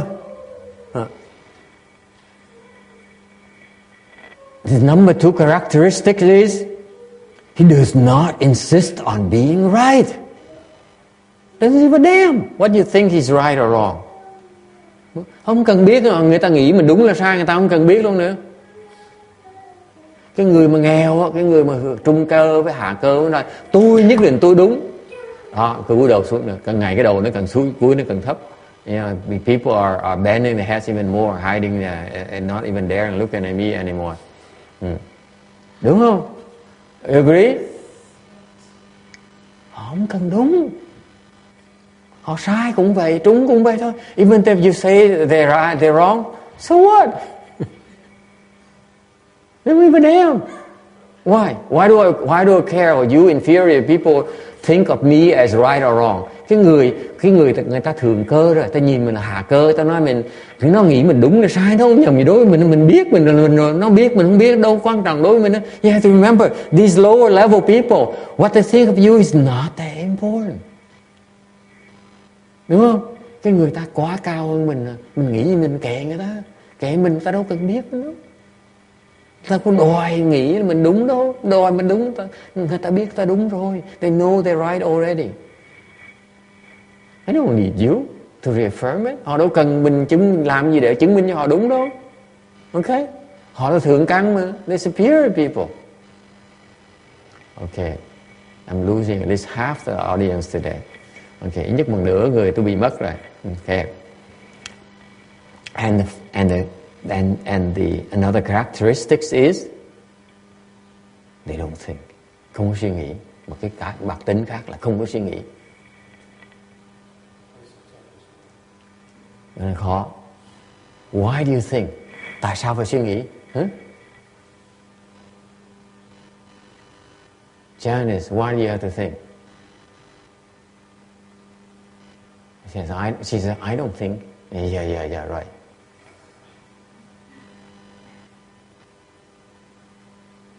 Di Lặc, tại sao mình phải suy nghĩ? Yeah, because you're still attached to the self. Yes, đúng. Tại sao suy nghĩ? Ngã nó đòi cái gì? What does the self want? Yeah, lack of wisdom, thiếu trí huệ. Because of lack of wisdom, what does he want?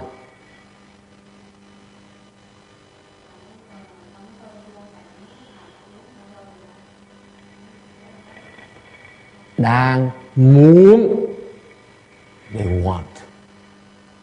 They want. The ego wants. Cái ngã mình nó muốn đẹp, nó muốn dễ thương, nó muốn sung sướng, nó muốn vui vẻ, nó muốn người ta tôn trọng mình, muốn thầy thương mình, muốn thầy kính trọng mình. It is so sad to see that. You see, the ego says, I want to be right. I want the master to like me. I want the master to think I'm so important to him. I want this. I want that. That's the nature of thinking. Suy nghĩ thành muốn. Nè, đúng không?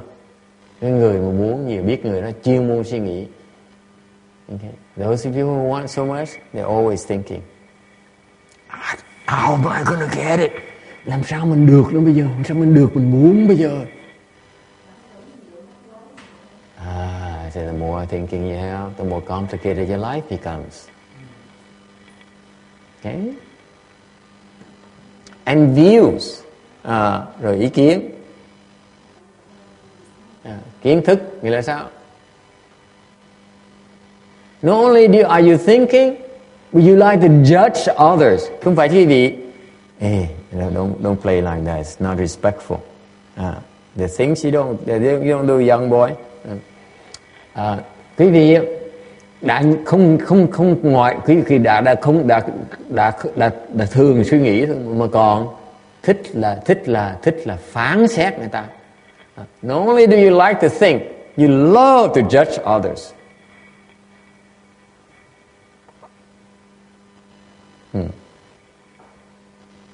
Người Phật tử dễ thương lắm này. He said, this Buddhist disciple is so wonderful, Master.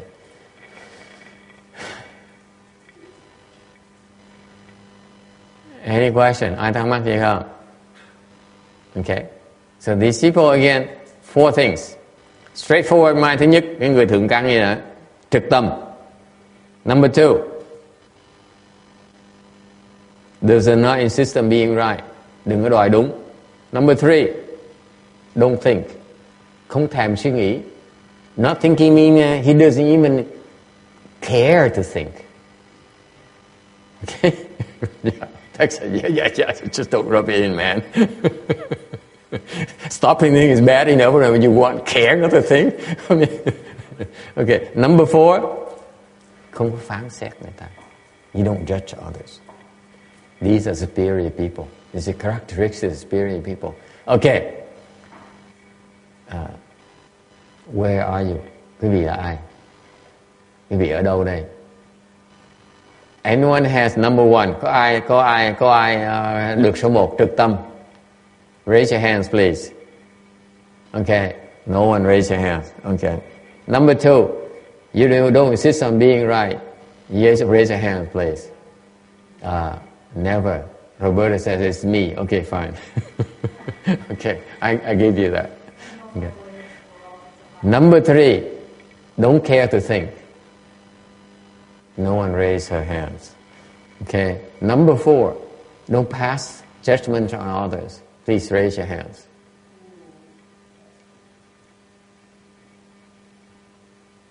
See? We love to judge others. Mình không những suy nghĩ không, mình thích phán xét người ta nữa. That's our secret favorite pastime. And isn't that right, Janice? She's so evil. He's so mean. He's so cruel.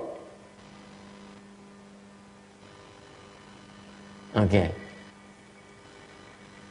Any question? Ai thắc mắc gì không?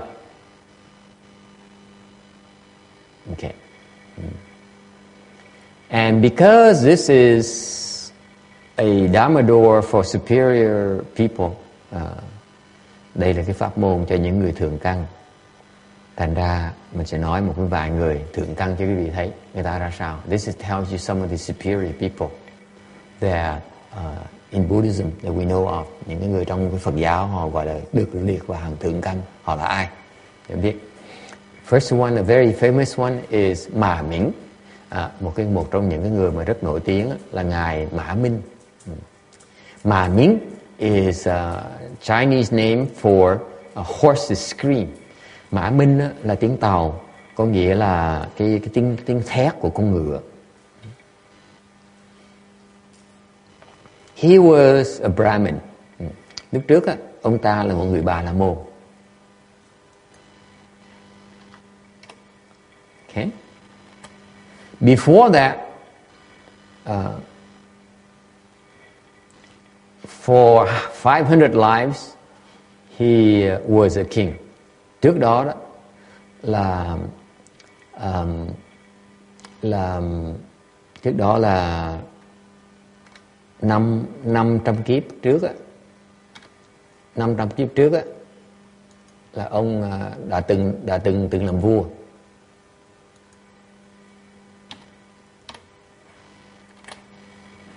Okay.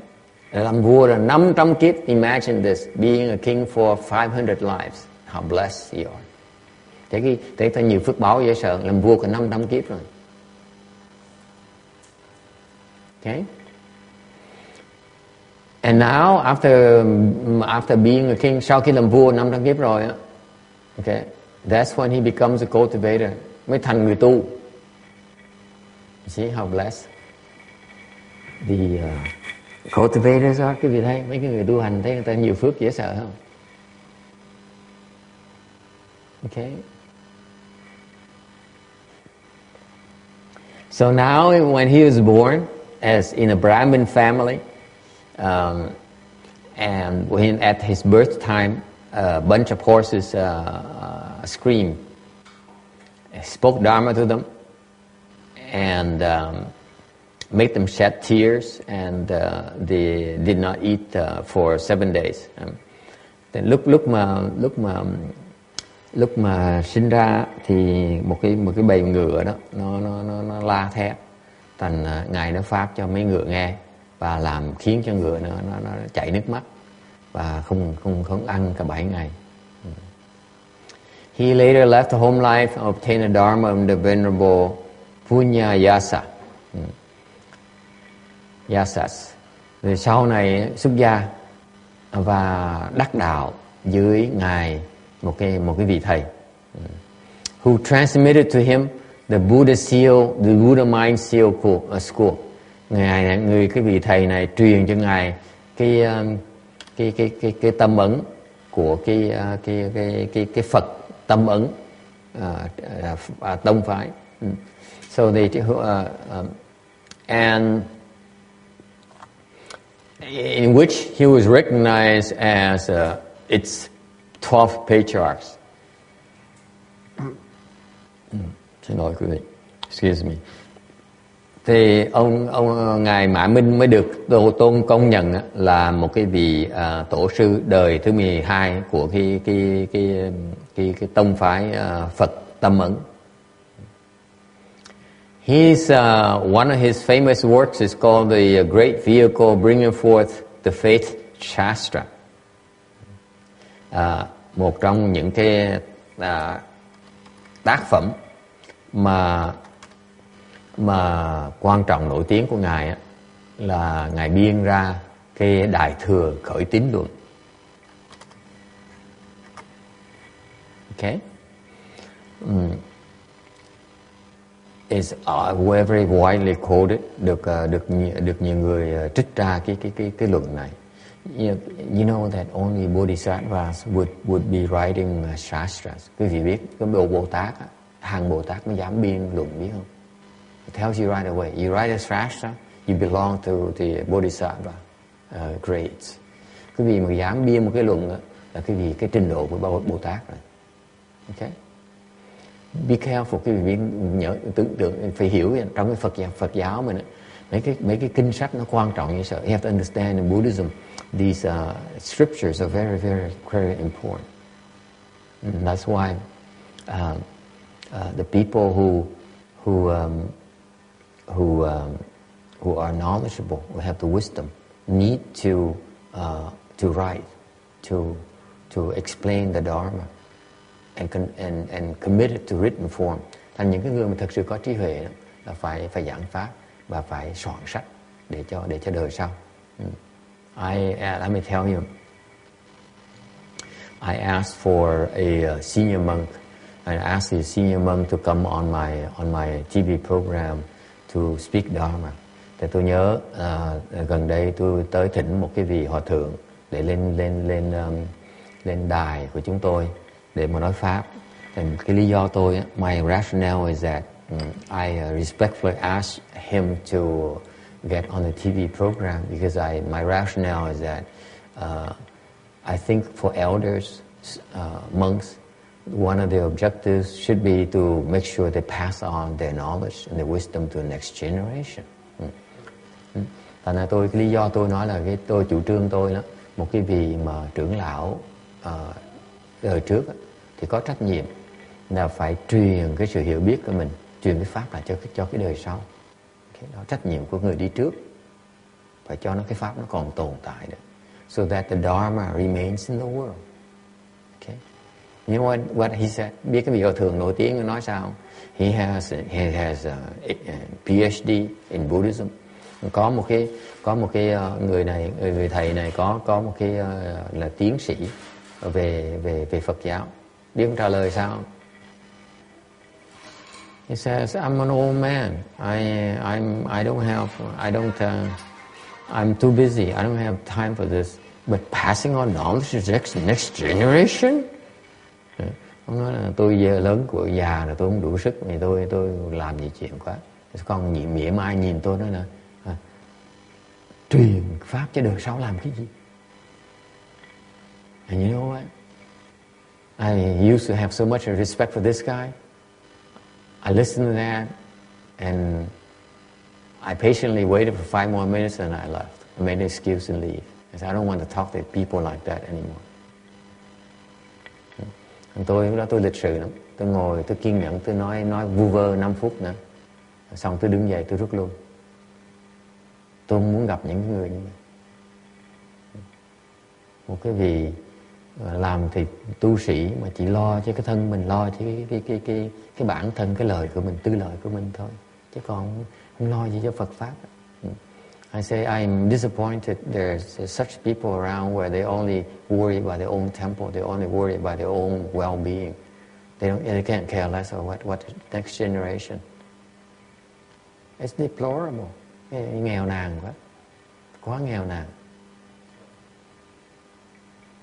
This is what the Bodhisattvas do. Mấy Bồ Tát ta làm như thế. Ta biên một cuốn sách, một cái bài khởi luận mà đời kiếp người ta đem cái luận người ta học để ta hiểu cái Phật Pháp hay gì. This is what the Bodhisattvas do. They prepare a sastra so that the future generations can learn from it.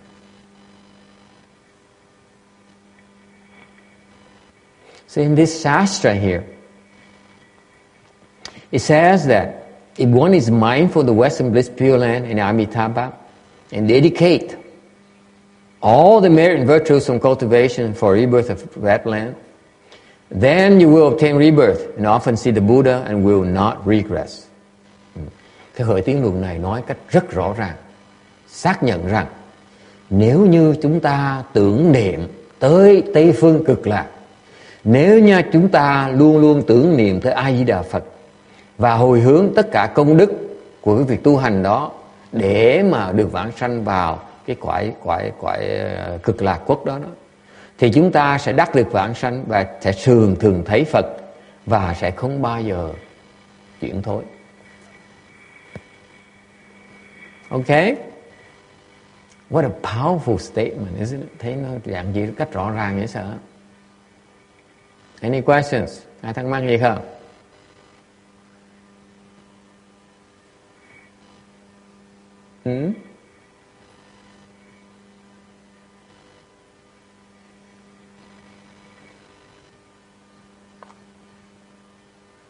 He further says that if you contemplate the Buddha's Dharma body and often cultivate vigorously, you will surely be reborn to that land of utmost bliss because you are often dwelling in the proper samadhi.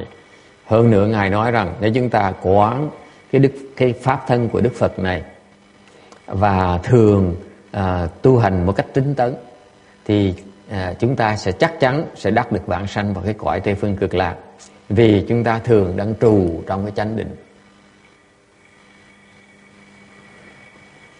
What do you think? Thế mình nghĩ sao?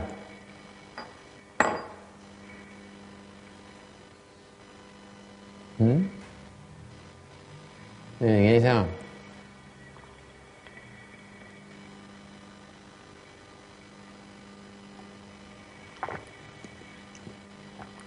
Chúng ta nghĩ sao? Giờ biết đó, những việc đắc vãng sanh. Now you all know how to obtain rebirth, right? You try and see, làm thử đi, rồi sẽ thấy. Yes?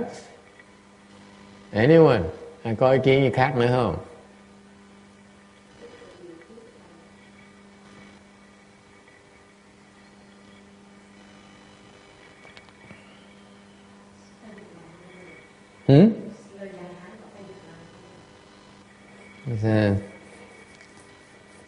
She asked me to repeat the Vietnamese translation again.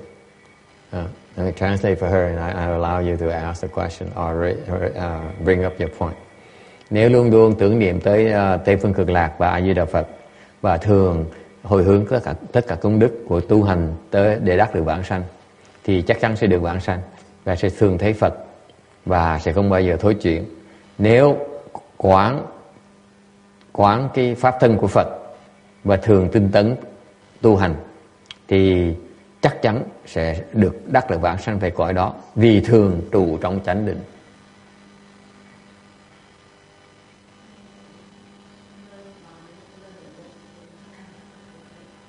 So it's very concrete directions. Yes? Well, the thing is, what is the Buddha's Dharma body that you contemplate? Isn't the Buddha's Dharma body all Dharma? Cái hỏi là cái pháp thân là cái gì? Tất cả hả? Yes? What do you think? How do you contemplate the Dharma body? Làm sao mà quán cái pháp thân bây giờ?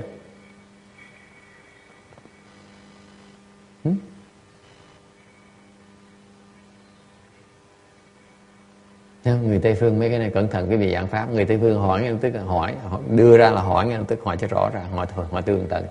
This is when you explain the Dharma to the next generation. You need to make sure, that you spell everything out clearly. And because it's a good question. Exactly the same question I had when I read this. I said, what? Buddha, the Dharma body? How do you contemplate it? Thưa khi con niệm Phật, con tự có tưởng tượng lại những hình tượng của Phật ở chùa như hình tượng hoặc là trên bát cái sát trên này. Thì thưa thầy như vậy có phải là của hình tượng của Phật? Không. He says that if I often recite the Buddha's name and I think of all the Buddha images here in the Buddha hall, is that contemplating Buddha images? I said no. Why not? Your mind is jumping, đang chạy, tâm nó đang chạy. Quán là quán một cái thôi, có cái hình như thế này, không nói gì khác vậy đó. Còn từng cái thôi, chứ đừng cho nó chạy. Okay. I discern it for him, for his sake. When you contemplate one thing. You don't contemplate one thing after another. That means false thinking. Your mind is jumping around. When you contemplate one image. That's all you do. One image, think of that as the Buddha's Dharma body. No, it's different. He's talking about contemplation. Now, you ask him about contemplating a Buddha's Dharma body, that's different thing. That's the subject that you're on. Yes. But he's asking me contemplation, so I need to clarify for him. Now you ask him about contemplating the Buddha's Dharma body. Okay? So what is it? Ông hỏi vậy chứ pháp thân là gì? Tôi nói là mình đang nói về cái chuyện đó. Yes? Pháp thân là cái gì?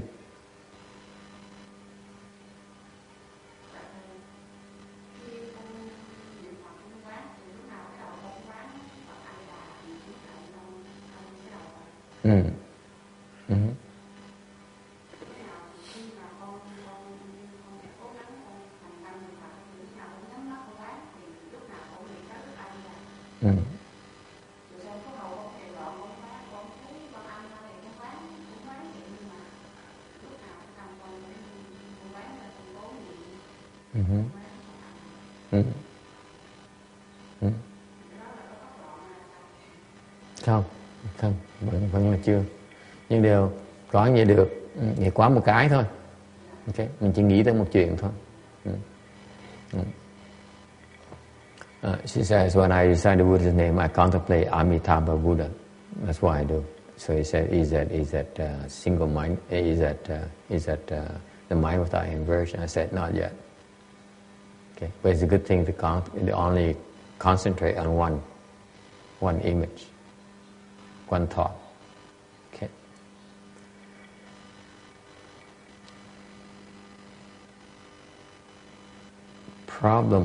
The two problems with this. Hai cái khía cạnh mà nó không có được rõ. Number one, as text pointed out, what is the Dharma body? Cái vấn đề này là như có một người nêu ra đó, pháp thân là cái gì? Number two is surely obtain rebirth. It's different from obtaining rebirth this lifetime.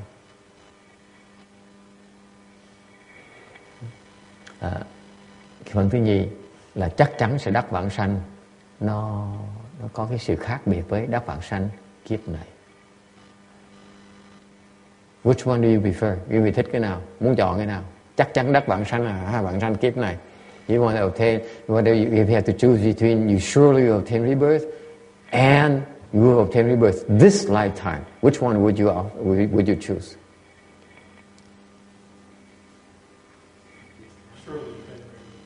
Surely obtain rebirth. You prefer surely obtain rebirth, not this lifetime. Why is that?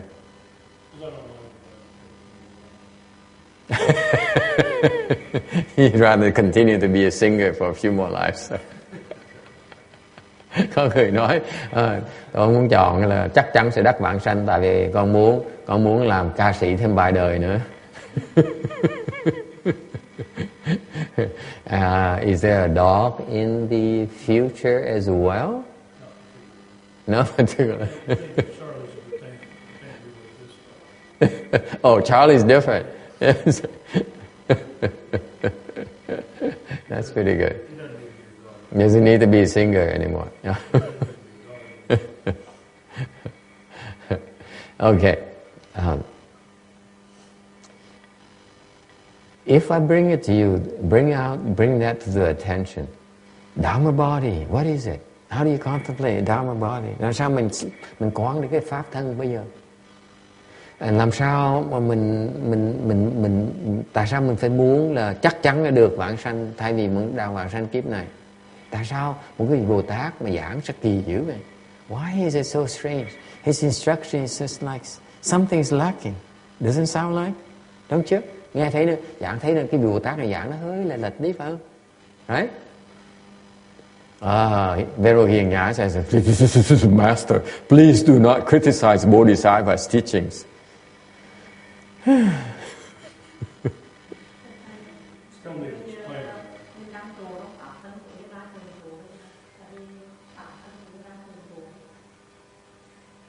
It says the Buddha's Dharma body is permanently dwelling, so we are within there.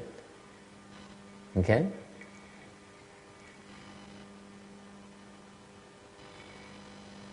Anyone else? Ai có ý kiến gì khác không?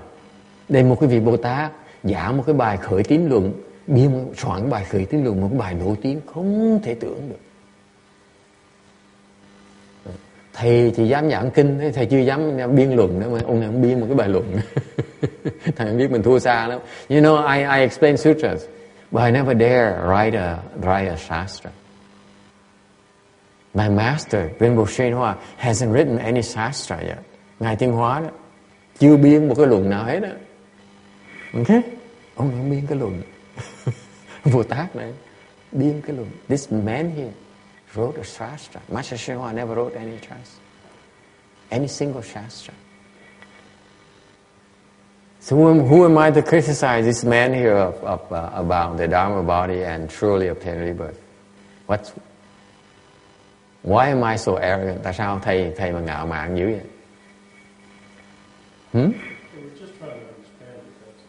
We're discussing this.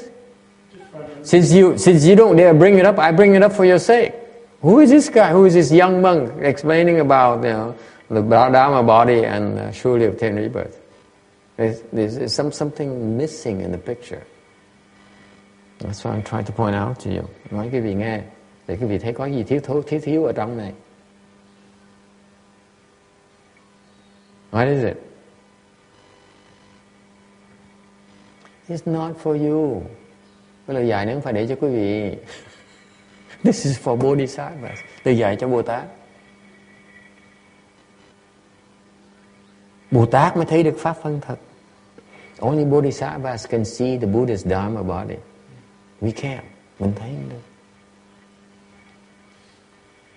Phật pháp nó dễ sợ lắm. Quý vị đừng có tưởng nó khơi cái pháp này hay dễ sợ, con muốn tu pháp này.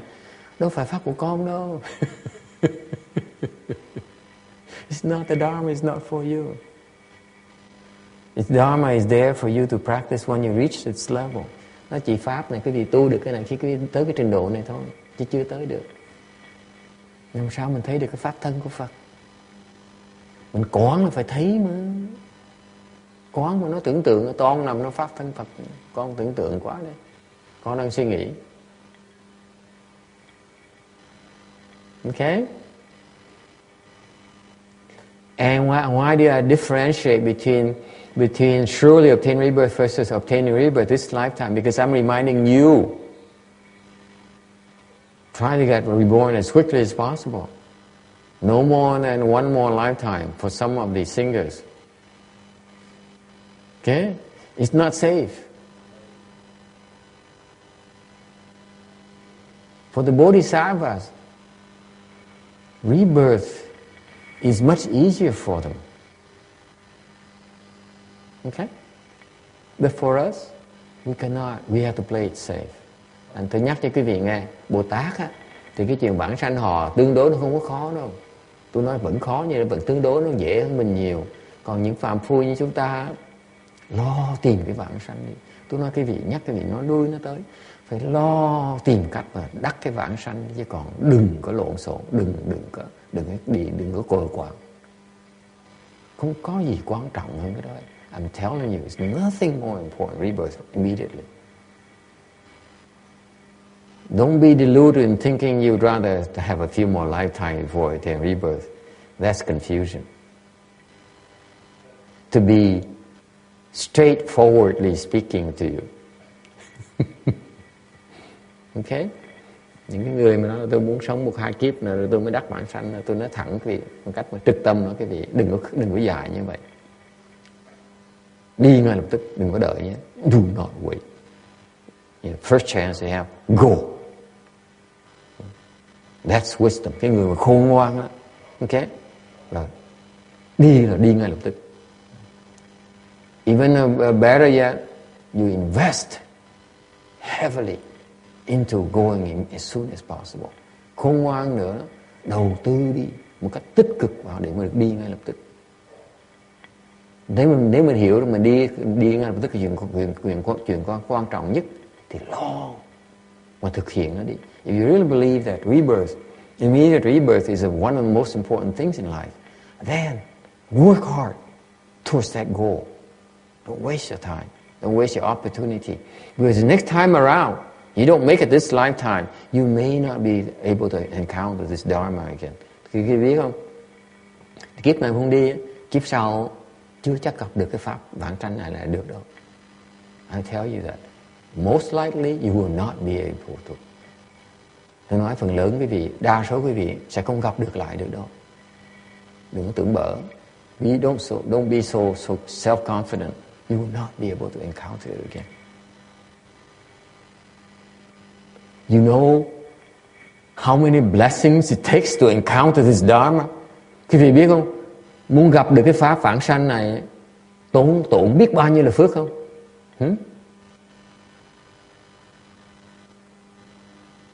Just to encounter it would require so many blessings of your part already. Gặp một lần thôi là tốn biết bao nhiêu là phước. Any questions? Ai thắc mắc gì không? Time is up. Hết thì giờ rồi.